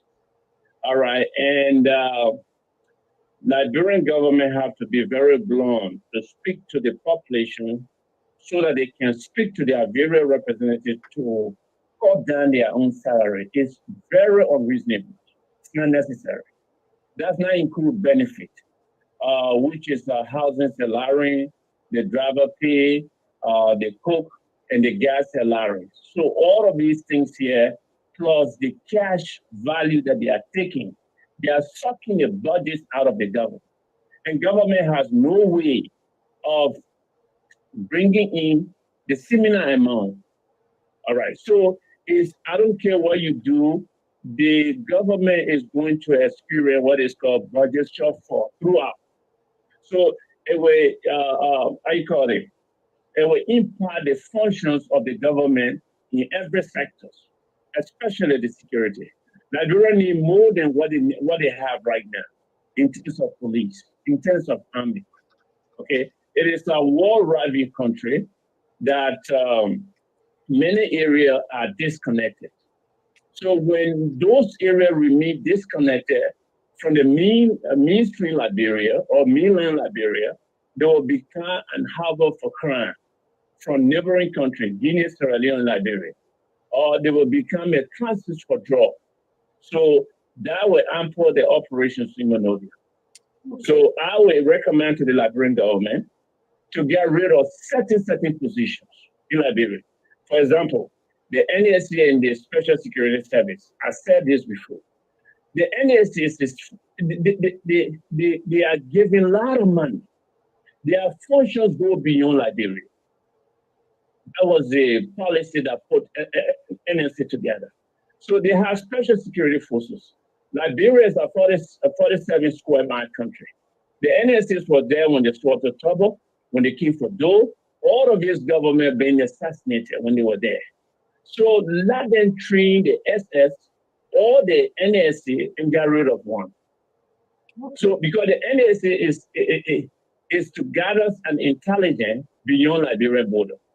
So if you choose the SS, also train them to gather to give them an intelligent capability, so they can able to gather intelligence and protect the president. Get rid of the NSC or get rid of the Special Security Service. Then come down to many other agencies in Liberia. Look between LEC and the Ministries of Lands and Mine. Go to Transport Ministry and the Public Way. It's the same functions. Get rid of one. Take the technical from the Public Way to the Transport Ministry. All right. So quickly here, before I go back to the, you saying LEC the same function, or we should condense some of these ministry or agencies? Is that what you're saying, or just completely get rid of it? It's not necessary. Liberia does not need it right now because we don't have money for it. Okay. Liberia don't need those ministries. You put something in place when you care. So quickly, if you were president for discussion purposes, Ministry of Lands and Mines, Ministry of Public Works, they will be gone. No, I'm saying that look at LEC and look into Ministries of Lands and Mines. In many other countries, Ministry of Lands on that further on the connection between LEC which will include the electricity, hydros, and nuclear power plant, all of these things here. Okay, hold on one second. Hold on one second. Since you were asking a question? Yeah, because I'm confused about lands and mines and hydrocarbon and the connection to LEC, knowing that we don't have a nuclear power plant in Liberia. How does he see the connection? All right, the connection there, the LEC has a ministerial status. It's a directorial. The LEC has ministerial status. Director. The lands and mines responsible for the overall energies functions of the country. So has those three engineering placed under lands and mines and get rid of LEC. But LEC is not a ministerial position either. That's not right. LEC is a directorial position. What is that? LEC Corporation is being managed by a managing director. That's what I mean. It can have a managing director, but it has a ministerial status.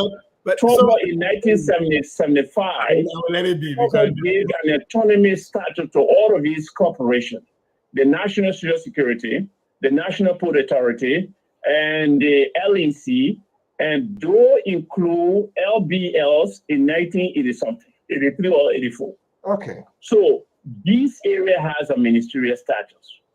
They attend cabinet meetings. So that's why they have a managing directors. They have cabinet status, not ministerial status. Those are two different things. That's why they go to cabinet meetings.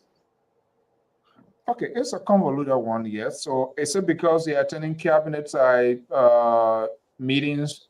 Does that suggest that they are ministerial status? Let's see here. Okay, let's go to the other caller here. So I'll go back. Not that. Okay, thank you so much, Pakwame. Let me go to this other number here. 212 number tie 2083. Caller, are you there? Yes, I'm here, Mr. So. How are you? Great, good to have you here. What's your name and where are you calling from? Yes, my name is Aman Bland, and I'm just calling from New York, New York. I just want to add my little idea. I mean, my little take into this discussion. New York. Are you calling from the Trump Tower or where? No. I'm just messing with you. Go ahead, buddy. You see, Mr. To, the problem about this helmet thing in Liberia is not really a bad idea. But if anything that is not done right is not done, and it may reciprocate to be bad. Right. You see, there are a lot of countries in Africa that have these motorcycle transportation nowadays. Even I traveled from here, I went Zambia. They have it, and not Zambia, other countries in that region. The Kenya, I saw it there, you know, and when I went Zambia, the people in Zambia only use it for delivery.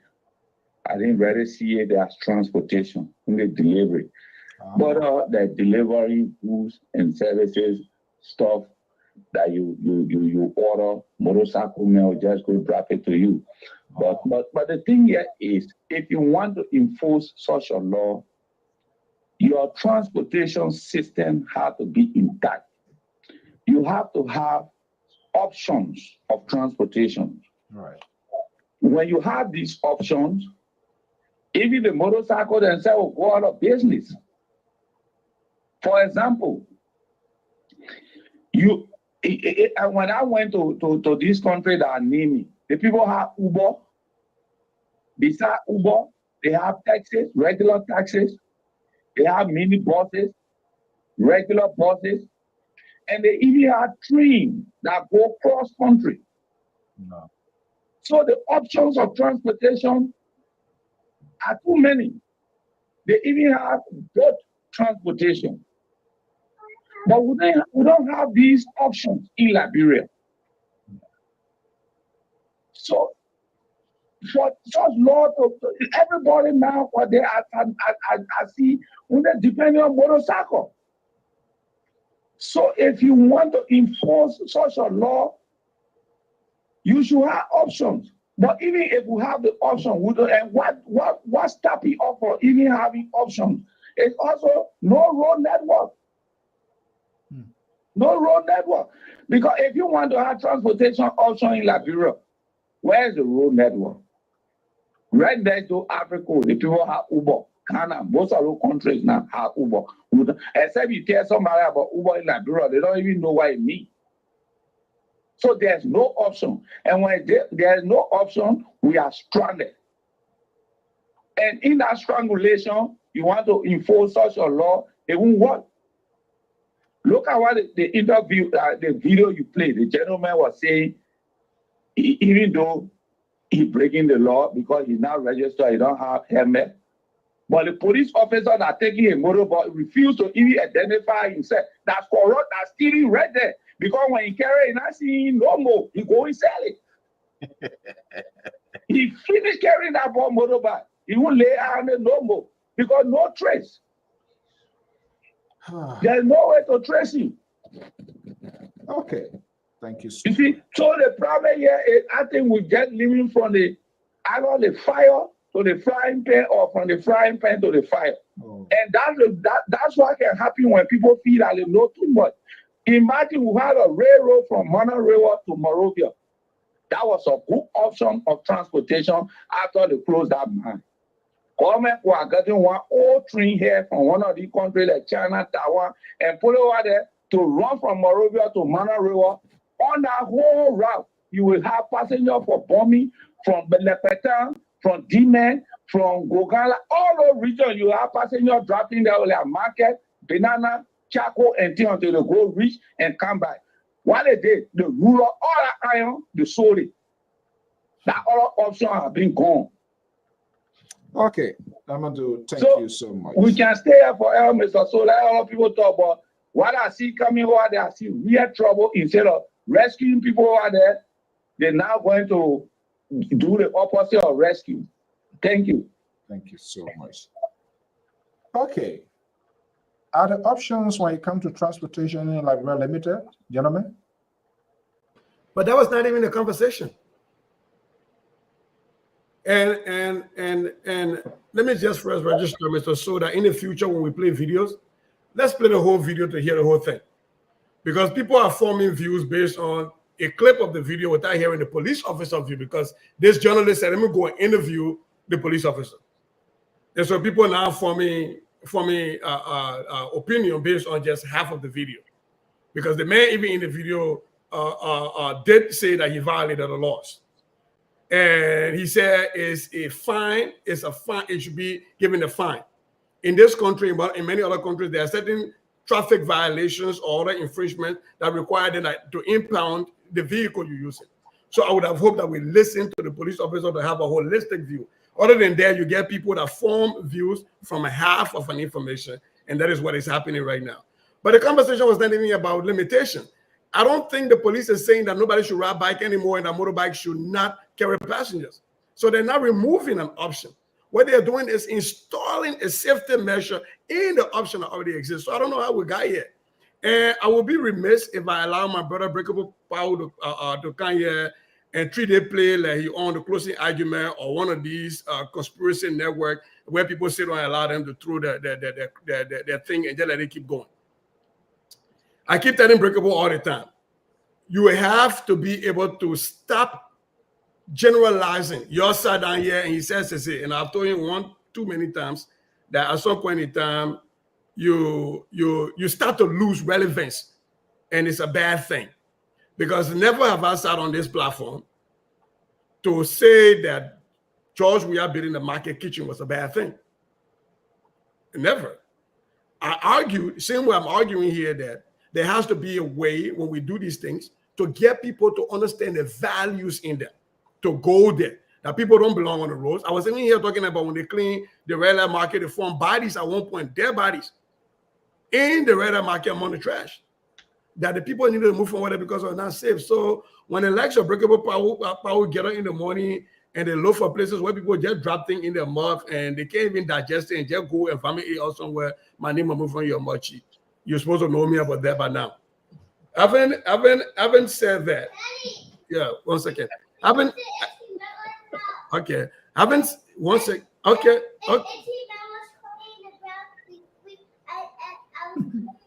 Okay, Auntie my birthday. Thank you. Go talk to mommy.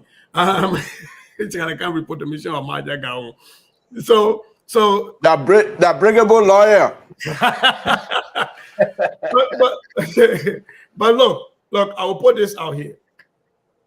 Even in the Central African Republic, the CDC, not how to call it, breakable than CDC, Center for Disease Control, put out a travel alert that even when you are in the back of Texas, you should have a helmet. They put that out on the CDC website. Even for Liberia, you should travel with a helmet to American citizens. So sometimes I don't understand how these conversations start to take so many wings. And yes, Breakable, I'm actually calling you out because sometimes I really love for you to sit down when you get information, digest it. Don't just get diarrhea and eat it and don't let it digest and just throw it out. Don't do that, especially when my name is involved. I still pay student loan for what I learned, so I will not let you come here and just throw trash at me. Okay. Dr. Jones. Yes, sir. I think Did they have to go on the drawing board again, or the process just continues? Well, I think I agree with the caller, just that he deviated a bit from the topic under consideration, the issue of hammer and the safety. But he also struck one important thing that I think I want to commend him for, the issue of options. You know, we need a lot of options in our country, transportational options, apart from the motorcyclists and what have you. But what bothers me is like desperate time call for desperate measure. You know, since the war ended, the war produced a lot of high-headed people, population, very tough and rough. So I think it's about time that we get a tough and rough police people to just deal with these people like that. I think that was happening right now. The police Are you going back to the point where they were high-headed before the war, so why you putting them in the war? Dr. Jones, you were high-headed before the war, so why you putting them on the war? You want to remind all building more maximum prison compound? Yes. Because the problem here is that Liberia, by the time you say hello to someone, they will address you from here to tap. So the people are overactive. And so you cannot get a democratic police that will go there and try to pet you. And you know what? This is my number. And no, there's no number here. You play, will beat you. I think these are some of the requirements now of the population we now see, because everybody is active in our country. I'm telling you. So it's not surprising to see how the police just handling the situation on the video I just watched. Because desperate time call for desperate measure, and it involves desperate population to be treated in a desperate way. It's a democratic, well, by Liberian standard, I can say yes. But my question to the panelists here is that, why is it that we don't have motorcyclist system in America? Why we don't have it yet? What do you mean? I mean, motorcyclists as transportation in the United States. Or is it something that only belongs to third world country, or what? Anyway, we'll get to that. But the point here is that let's get to the real substance of this thing. I think education, the people should have educated these people for a long time, you know, so that they get used to what is coming. And not only the motorcyclist thing, but anything new that's supposed to come in Liberia now. Yeah, what Sese said, education is necessary. Even the sanitation thing, it still needs extensive education. Then at least when you start to strike, the people will say, oh, they educated you for 6 months to 1 year about this thing. Until today, people are still now falling in line. I think education is very necessary for this thing. It's a very good idea, but I think education is really lacking. Yes. That's included awareness. And perhaps like what Mr. Boyer said, these folks, kids are selling their scratch card. Those are just recording chips and things that maybe they could have been better into it. They play their own. And that is hard in every corner, given the timeline and all of that. As of so time, we do not want to see this, or give some sort of like 31-minute drama stuff and all of those sort of awareness. Mr. So, apart from that, anything that is associated with your source of survival in Liberia, when you touch it, will all not go in the proper way. If you don't take time, they will put your house on fire the next day. You see? Yeah, I think that's a good one. Anything that's for survival. And to that education point, though, I think, you know, and that's what Mr. Mari, I think, you know, he's been striking on a lot. You know, Mr. Mari just have his, if we level here, we'll go better and left from there before they come outside. But you want to but to the point I was striking, look, I've been in Liberia before. I had one picking right across the fence from my fence. So when the money picking put that thing on, you put on automatic and go by a bit. Only lose that many, fire up, only lose that many, that thing will play automatically by itself. And then there come a time where there's some promotion. There was some energy drink that got brought in the country. All these kids around the community, as they said, only knows that many. Next thing you play, they're promoting this energy drink. I think the Liberia National Police would do well if they leverage that, because those kids are in every corner and every community. Right. Besides that, I've been watching on Facebook lately. There are a lot of comedians now, Liberian comedians that get a lot of followers on Facebook and all the social media platforms. How much does it take to ask these comedians to do various comedic skits or use these social media influencers that you have in the country already follow to talk about the benefits of wearing helmets, and you roll it out with a timeline? I think they ought to learn from this. I don't think this should just be about even the helmet thing. It should be about other policy changes that we know are going to affect the livelihood of Liberian people, like Mr. Mali is saying. You have to be intentional. You have to be almost cerebral about how you're going to approach the issue and how you roll out a communication cadence for our people to understand. Yeah, I know it's very, very. I saw a post with Sam Jackson. Those are people who work in government. Talking about that, like Jack. Liberia is a rich country. Should the president be the propaganda aspect and the kickback that should even come from government? And I know the CDC folks, they will say, well, they do it because they were unable to defend the position. You expect with this sort of the society we're in today, terrorists all over the place, you expect the president of a nation just ride with people, go sit down in Brussels for a while, 7-8 hours to wait for a connecting flight? Come on. And I agree with what Kwame, that first branch of government, the money that is really been wasting in that place there, I think this is where people need to stand up now. Liberia, Ghana get her own, like her own Air Force. Liberia by this time should have their own some kind of plane that can even at the same time do commercial to get something. But it's wrong where you will have a country president.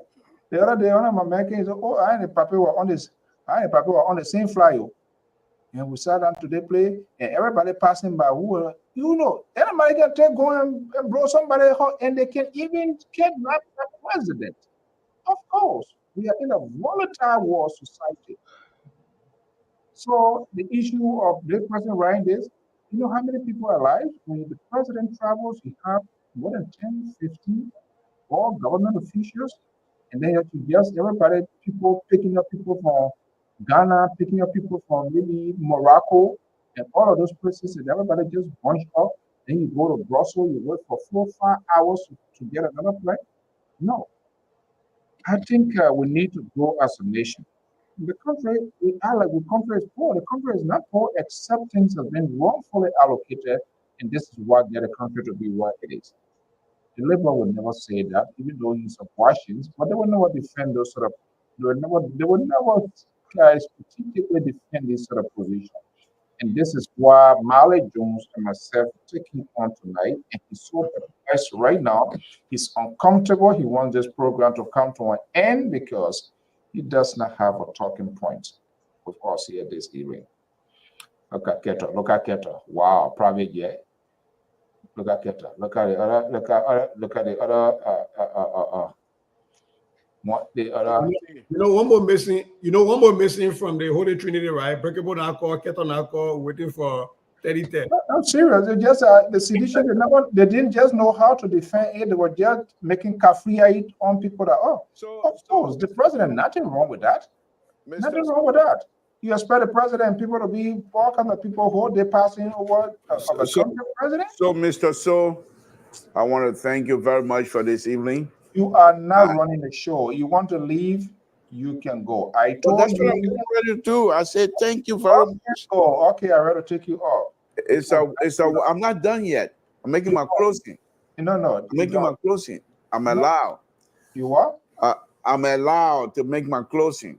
Who allow you?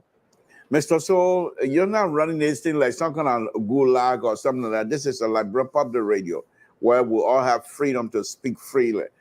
Despite you think Mali is one of the, I don't know what you think Mali is. So please, let me make my closing. I want to thank you very much. Be careful now. How you did a Mali deal or LPR? Dr. Mali Jones. So be careful. All right, Dr. Mali. It's your beautiful day, and as far as I'm concerned, you're not an independent person. Mr. So is not an independent person, but you guys will claim that title here on LPR. But I just want to say thank you very much for the beautiful show. And folks, will say good night to all of you, and we'll be back again tomorrow as usual. And let the conservatives say, but say you can defend yourself. I don't need to be here. The people cannot bamboozle you to accept their ideas, so I'm not worrying about it. I haven't seen Terry for a while. I'm not too sure what is happening with him. I need to contact him and find out. I'll try to reach out to him this evening. But thank you for the show, and you can have your show, and good night to you as well. Okay. Dr. Jones. Yeah. The Liberal is tomorrow. You're going to see he will call his Jerry back on, and two of them will be on their Tabata here tomorrow. Just watch and see. Okay. What's the closing? What are we taking home, Dr. Jones? Yeah, I've been thinking about one thing. That is. Yeah, that the legislature, the people making plenty of money. I don't know. Yeah, that just is unbelievable. Why is it that His Excellency Barker government not putting package together, package like such as building a new capital city, looking at some big time project, building a new capital city, or even getting a new set of dam to control the soil in other places, and submit the proposal to places like China and say, look, we don't have the money. When you do this for us, we'll give you the manpower. Yet it's the State Department that accused of a whole lot of things in their report. The judiciary. Can we put package together and say, okay, say our judiciary, they gone zero, they corrupt, we want to train them, all of them. Maybe that's some of the problem, and also help out with some money, and get and submit the package to these people. But it's like what I see now, we're trying to rely on the little revenue collection intern there. It can't do nothing. That thing can't even pay wages in our country. So I've been wondering what is going on. And besides that, the very team member that Joseph Barker brought on board, let's go for instance, the education minister. She had contact with her school. She had contact in the United States. All those guys are in there that are having contact with the United States. Well, they can use their contact to turn things around, at least in their various sector. I've been really thinking about that.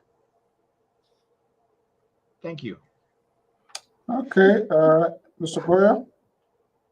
Yeah, I think Mr. Malley has some point there, but let me just, as an information, the education minister is currently in the U.S. Meeting with those very contacts that you talk about, forming relationships, strengthening relationships, and finding ways to get partnerships to Liberia. That I know for a fact. As I say, I'm not stopping you. I just got information from Liberia yesterday. I can't hear you. No. In line with what you just said, Mr. Barker brought 9-member delegation.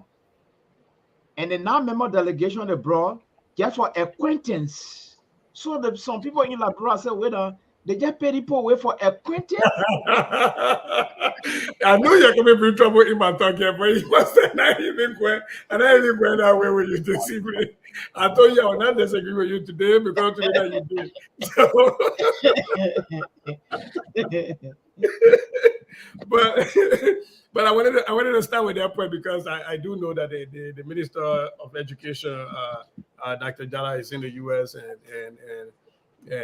she's on a mission to see how she can better leverage her relationship that she had before, form new partnerships to help in Liberia. But you are right that a lot of these entities, their leaders have to be able to go out and fetch water to bring back home. And that is the reason you are in place. You know, it still bothers me that autonomous agencies that are supposed to be bringing in money to government coffers are instead depleting government coffers. And I'm thinking about the likes of the LEC and the Liberal Water and Sewer Corporation, or even the LPRC to an extension. You know, so there has to be different ways on how these people lead these entities and these ministerial functions. What is still on my mind since we're talking education is, like I said the last time, and I'm going to say again today, there are citizens taking the West African examinations right now, I don't know if it's because this happened during a transition and a fresh between governments, and so I didn't see much publicity around it, and I know, as usual, the various schools will have these camps that they pay. I was one of those people that refused to pay to go on camp. First, I didn't have the money. And number two, I refused to go on one of those camps, and they were there studying there, whatever they were studying. But the point I'm trying to make here is that I sincerely hope that the Ministry of Education will do something differently, regardless of what the scores are. When they come out, the ministry has to bring the schools and the caregivers, the parents, and the community along in this fight to attain quality education in Liberia. And the way you do that is to be transparent, is look at the data and say, you know, as an example, of all of the students that took the test, how many of them passed math and science, the major pieces, and English, and how many of them passed just math or just science or just English. And you also have to parse that along gender lines. How many of our women, if there's a gap between male and female in math, and we're trying to move towards STEAM, how do we make sure we're building some stuff to help close that gap and provide equity? And then we also look at it across the country. What is the difference? You know, what was the drop between Mosorado County and other adjoining counties, right? And what is the drop between Lofa County and other adjoining counties? What is the drop across the region, right? What accounts for it? And we can go into deeper study to find what accounts for it and be able to plug those holes. It is not just enough to release test scores and say, oh, all of the students are okay, 50% pass or 60% pass, and we'll clap our hands and we move. And that is not enough, I think, and I hope that this government, if they don't have the capacity, can reach out to citizens that can help them. But we have to be able to break this data down for our parents to understand that. I want my school administrators in Lofa County and Bon County and Grand Jida and Sando and River G to understand what this data is saying to you as a principal. What is the ministry going to do to help you out? How do we ensure that the English our folks are feeling more in this part of the region? It become a focal point of our instructional strategy. So for me, that's what I'm looking for. I don't have as much concern about the percentage. I am more concerned about now you have the percentage, and now what? What do we recognize as problems, and when are we going to form possible solutions to solve those problems? So I want you to please hang that there was something interesting you put in the chat group. I don't know whether it's appropriate to play it, but I think that was quite. It's public stuff. Yeah, it's public stuff. It's fine. Yeah, so maybe Mali, let me see here. Let's see. I want to play it, and then maybe you can tell us just a little more of it is significant. Let me see here. I get far more many. Yeah, okay. Make your I know what is in the making. Today is a day, so trust me. Good also. The Liberal saying good. No. He said he making it difficult for me. He said he wanted to post it. You want to post good to you? Don't make the FBI can't ice me. What's in a ghost tunnel? You do it in total to post goat? The mail put a stamp on a living goat in your Yeah, okay. Don't make your Sunday. I think I just want to spend maybe 2 more minutes with people. Yeah, I know that you get. I think like what Sister said here is that It's very important. If all the ministry will get involved in that direction, with a little problem, identify it, will know about it. At least that will reduce some of the criticism. Then at least if I want to hold a minister legs to the fire, I say, but the minister have done this, done this, done this. Maybe we'll look at other areas, you see.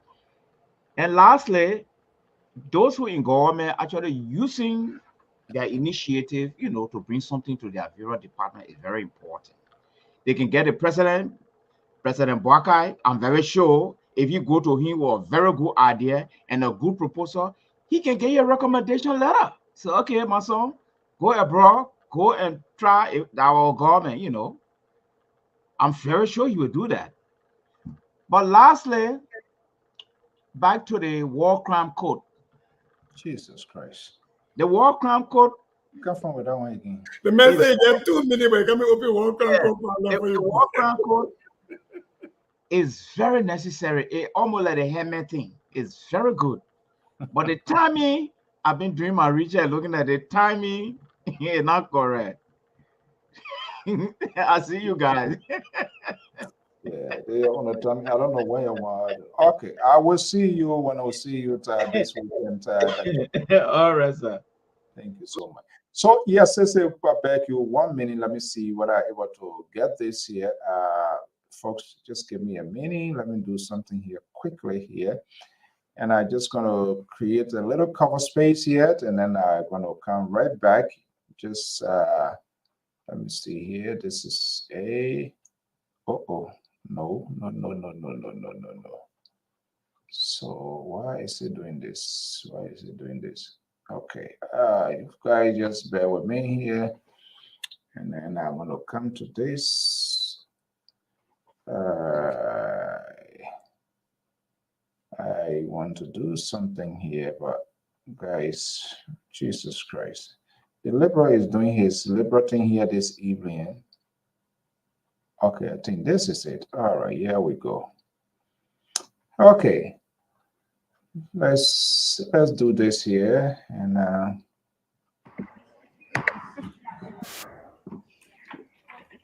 good evening, director, staff, and members of the public. I will now call this May 14th, 2024 regular business meeting to order. We will begin tonight by acknowledging that buildings within the Minneapolis Public Schools are located within the traditional homelands of the Dakota people. Minnesota comes from the Dakota name for this region, Minnesota Makoche, translating to the land, reflect the waters, or reflect the skies or cloudy waters. Recognizes if you go to the 125 marker or the 150 marker, ongoing efforts to educate the community about the relationship. Align this proposed policy. 1 hour 25 or 1 hour 50. Okay, let me see here. Since 2019. Yep, there so you we've go. had So go back to 50. Let me see. Directors, student representative, NPS community, and stakeholders. I want to walk you through where we are right now, but if you permit me, I want to read to you something that we use to guide us, and it's Principles to Action from the National Council of Teachers of Mathematics, and it talks about guiding principle for mathematics. And I just want to talk about the piece about access and equity. And it says, an excellent mathematics program requires that all students have access to a high quality mathematics curriculum, effective teaching and learning, high expectations, and the support and resources needed to maximize their learning potential. And so the curriculum is just one piece, but my focus in the math department is how do we ensure mathematical success for all of our students in MPS. And so here's where we are right now. Today we're with you, talking to you about the adoption process, and we hope to be able to talk to you about what we've decided, what we're proposing to you, and to follow the timeline that is projected up there. So like the leadership group, we did have a charge to our steering committee. One of the good things about the math steering committee is that we had a K-12 committee. And so they have been together since 2019. So they were able to first proposed, and then we adopted a K-5 curriculum. And so the good thing about that is that they understand the progression from kindergarten through 12th grade. And so that when we are picking curriculum, they understand how those curriculum are supposed to overlap with one another and support each other, so that when our scholars are leaving elementary and going to middle school and going to high school, it is seamless. And so there are a lot of things on there, but one of the pieces I wanted to point out is the part that's already bold, and it talks about voting on materials recommended for adoption. So our steering committee have already done that, but we wanted to make sure that we're analyzing materials that match national and state standards. And Dr. Fearon talked about the standards right now and where they're at. So math, since 2007 in Minnesota, we have not had an update for so many reasons. And so we are using the 2007 standards as our guide. But I've been one of 3 co-chairs that worked to come up with the 2022 math standards that's currently in rulemaking. We use that as a focal point also, because we want to make sure whatever curriculum we select is forward-looking, that is supposed to the 2007 standards, but it also works for the 2021, 2022 standards, so that when we deploy a curriculum, we are deploying the curriculum for multi-years that support all of the standards, including the future standards 2021, 2022. And so here's the timeline. Again, like I said, this work started since 2019. And so we've had a committee that has been working together for K-12 and understand the progressions. And so we are now at the point where we're looking at 2024 for June, trying to, before we get to that point, recommend to you what the steering committee has suggested for curriculum for Minneapolis Public Schools.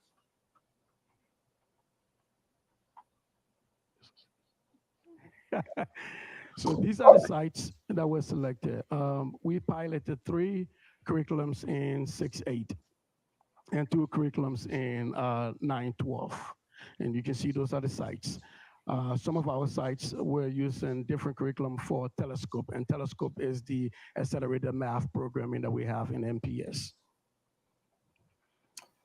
Okay, I know time is fast. I think we have more of this. To make sure that when we are making decisions about curriculum, we had an entire community, entire MPS community. Our guidance was based off of what happened when COVID-19 happened. We realized really quickly as educators that we hadn't really been partnering with parents. And so when parents had to help us now teach from home, it was really difficult. And so what we decided to do this time is, if we're going to have a conversation about curriculum, we need to have everybody included. And so that's going to include teachers, and it's also going to include our caregivers, and it's going to include our scholars. Because quite too often we make choices that affect our scholars without having their voices. So we wanted to make sure that we had student voice at the table when we decided curriculum. So we're going to have more of this here, but just quickly here, note you got to run. I saw this video today and I watched it. I say, yes. What was the brain behind this whole thing here? What? Because I think it's quite fascinating seeing the kind of folks that were there and seeing one of our own to be doing that sort of presentation. I would say kudos and congratulations. We don't just talk and talk, but it's been illustrated. What was that all about? So it's the Minneapolis School Board meeting. Core academics got invited along with the superintendent to talk about curriculums. We adopted new curriculums in several areas. I, being the director of math, had to talk about we proposed new contracts for new math curriculum for our middle school, 6th through 8th grade, and for our high school, 9th through 12th grade. And in order for such contracts to be signed, the board has to approve it. And because we're talking about millions of dollars of contracts. And so we had to go to explain to the board, we didn't just pick a curriculum from the sky. We have 5 curriculums that we threw out, that we put out, and we piloted. So we tested them, and teachers had input on each of the curriculums, how they interacted with the curriculums and the students and the parents. And so then we made a decision based on the data that we collected, and then we proposed to the board which curriculums that we think will help Minneapolis public school students to close the gap and move their achievement, but also create equity and create a structural foundation for all of our MPS students. So that was why I was out there last night making a point for my department for the math curriculums that we are proposing to the board for adoption in Minneapolis public schools. Is it because of is that a routine process, or because of the COVID and there was a lot of things falling back? You kind of try to do it, or is that a normal one? It is routine, but it's gotten heightened. It's gotten a little bit more public scrutiny. It has to be a lot more. In some cases, you get people who come to protest against it and other things. So if you listen to the video, protester everywhere. Yeah, and actually, if you listen to the video longer, there were some concerns about other decisions that I've taken about other math programs that got brought into, even though this was not about that, it was about adapting a new curriculum that kind of find a way through it, and people brought it back. It was it was the political side of my job. Now you got to go talk to elected officials. You got to talk to the public, because again, at the end of the day, this is public dollars. These are tax dollars that you're using to buy these things. And you have to be able to tell people, sell the idea to people and bring them along, right. So that it's not just Director Goya that sat in my office and said, I want this curriculum, I want this curriculum. It was something we threw out, we tested several, we had input from everybody. And now we're coming to the board and say, here is what the steering committee, and the steering committee was made out of teachers and principals and some students and parents. And they've been meeting since 2019. From different sites, from different schools in the district, from different sides of the district and everything. We wanted to make sure we had an appropriate representation across the board. And so it was not one of those things that I went in as director of math and said, this is what we're talking about. Like, they led the conversation. And sometimes I didn't even attend those meetings. I allowed my content leads to lead those meetings because I didn't want to bias it. And so they dealt with it, they analyzed it, they looked at it, look at the data from the schools, look at the data from the students, and then we send it to our research department, and they look at the data, we had a co-interpretation of the data, and then they send the recommendations to me, and then I look at a holistic view, and okay, yes, I agree with the recommendation, and then we make the recommendation to the school board. So it's not just something where, because if I had just sat in my office and said, this is the curriculum I want, this is the one I want, there will be serious pushback. But when people see that there's a community involvement, there are students involvement, and you sell the idea to them, and then they know that this is something that is going to benefit them, not an additional mandate, it's really easy to sell. So that seems to be a tedious process to go through a lot of change before its decision is you not just take it and send it there and say, oh, I'm going to make phone call on my mandate, let it go. No way. No, it has to be very transparent. As a matter of fact, a real quick story, I went to DC for a conference, and one of the companies that we are piloting the curriculum was having an event or having an exclusive dinner. And they invited me to the dinner. And I called our legal team back home and say, hey, can I go? They're going, no, you can't go because we are piloting the curriculum, and the dinner they're offering is more than $500 in value at the place. You can't go. That is a conflict. So I had to be eating dry bread in my hotel room down there while thinking about food. You were there, but they asked you not to go to the dinner, is it? Yeah, because I was at a conference for something else. We are the National Council for the Supervisors of Math. So all these math directors from across the nation were at a 3 days conference. But then these curriculum companies always come and they will pay to have their, the advertising and all the other thing. Right. And then they will have dinners and they will invite people to talk to you more about their curriculum, to kind of sell their curriculum. Why you say Zanzaka? Why you should have Zanzaka form and put on some kind of contract guy and cover your hair and go there? By the time they get to know your plate, you already are with your plate. Okay. But I think, I watched it today, and that was very, very much touching. And I just thought that, we share it. And this is a clear indication. There are good people who have the expertise, want to help.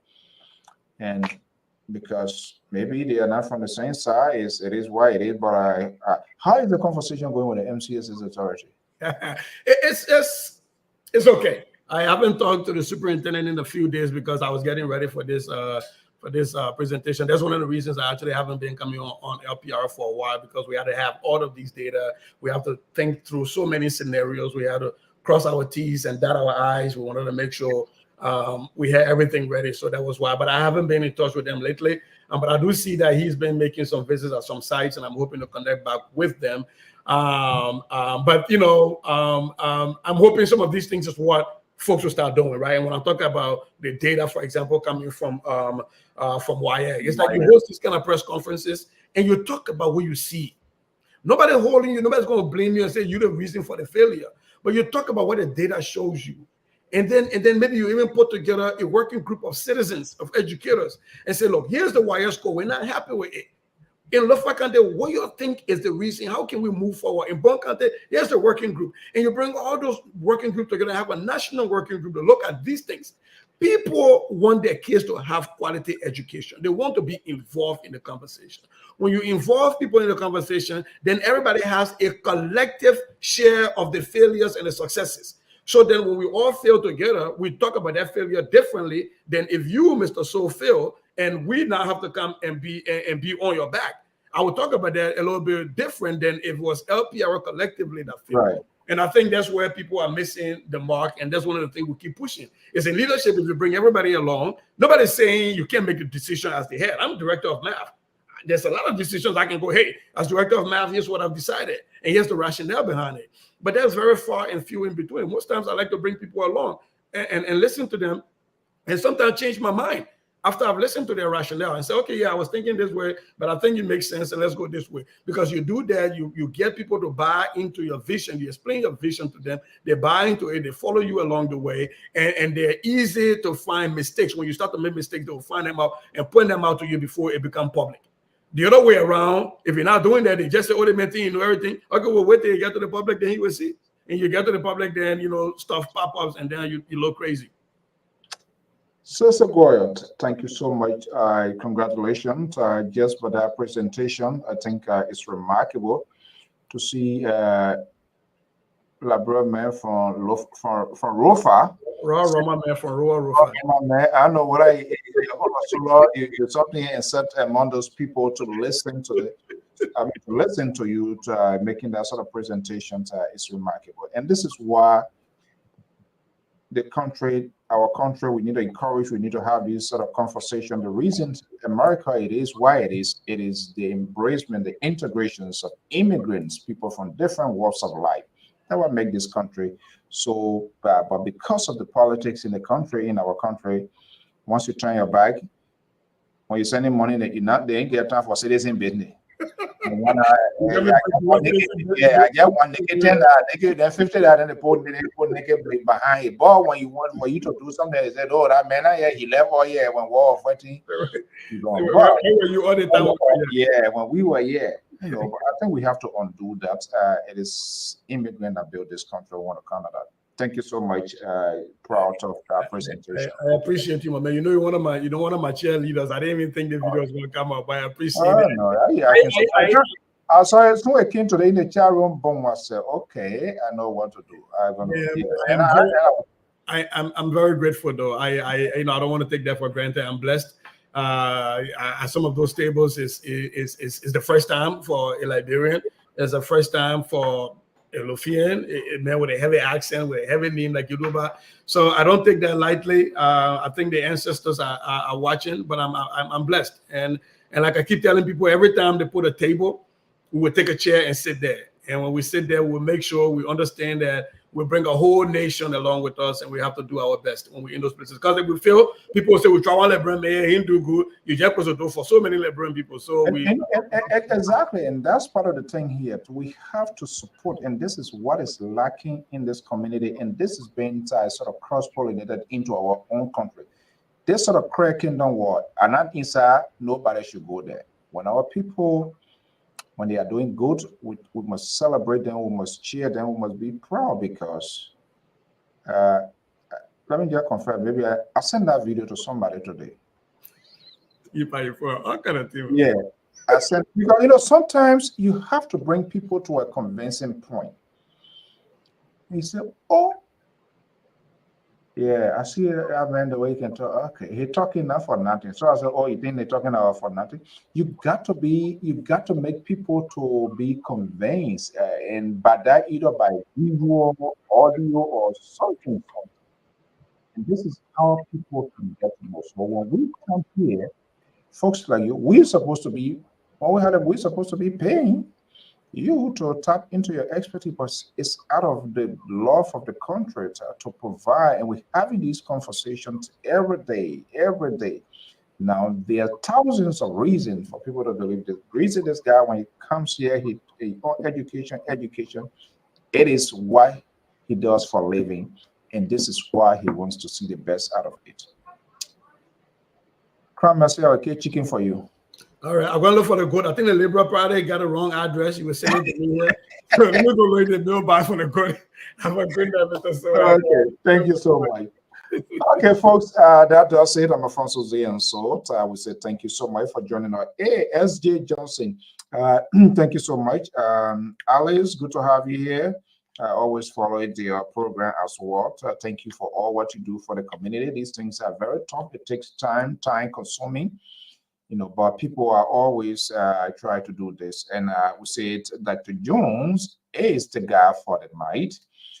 The entire program is dedicated. But watch Saturday and see why we dedicate this whole entire program to Dr. Marley Jones. Watch us Saturday. You're going to get some clip. And after that, in subsequent program, we're going to tell you, because we have people here that are just doing extraordinary work, providing their expertise to the country. You can disagree with them.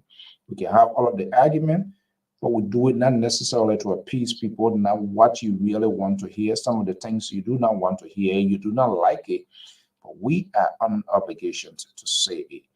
And like I say here, I know my man Keto was saying, private jet, come on. It's because people just never knew how to defend it. Liberia, how old is the country that we do not even, I can remember 1970 something, we used to have one old Air Liberia yellow something. We had it, and it was running commercial, going from county to county. Now there is more money in that country. So why they can be farsighted that even we have a plane there, if it's even become presidential, like Doha, the Falcon, it will be running other places. But I think it is a risk. We in a volatile society, politicians and people, everything politicized it, and they didn't know how to defend it. They were giving kickback to the people as they're talking. But if you take your time to explain why the president should even have, if you can have Ghana, Cote d'Ivoire, if Cote d'Ivoire president can borrow our president's jet, what is that? We should be able to have it.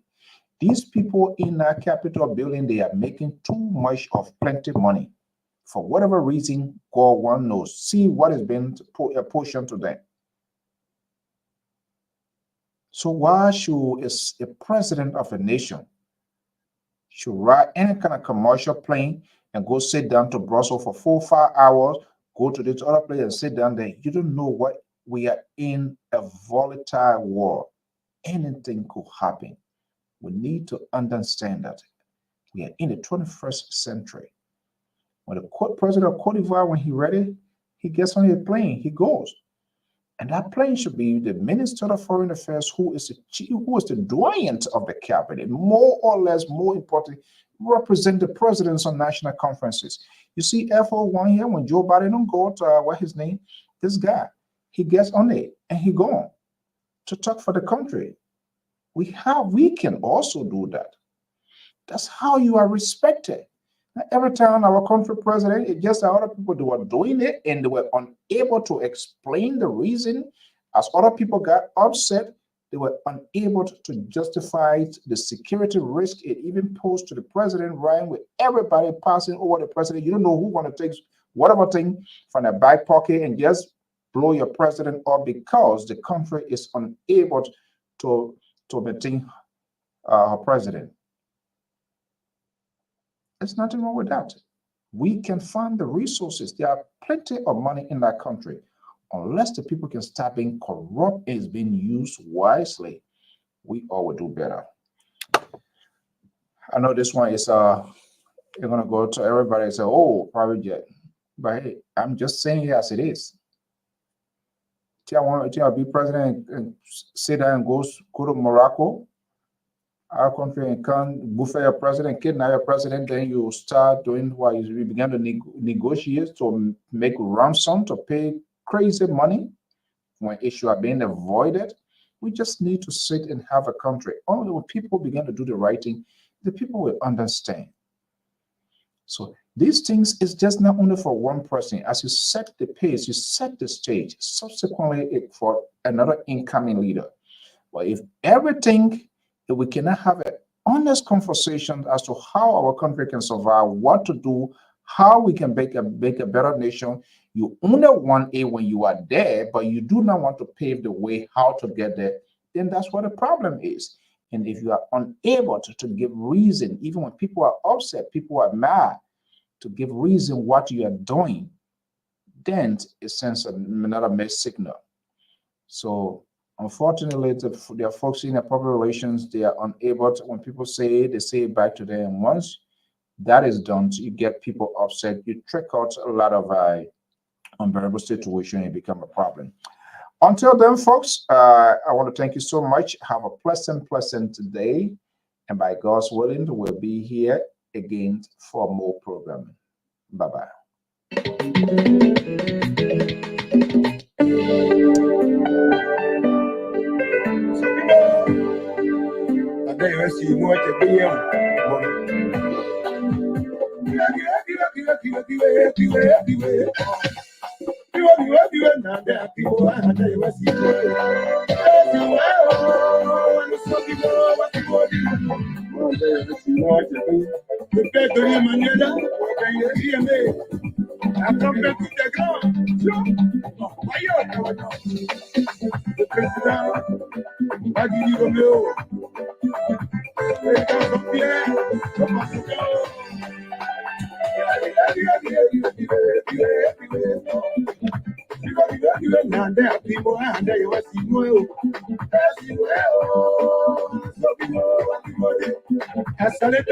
El profesor,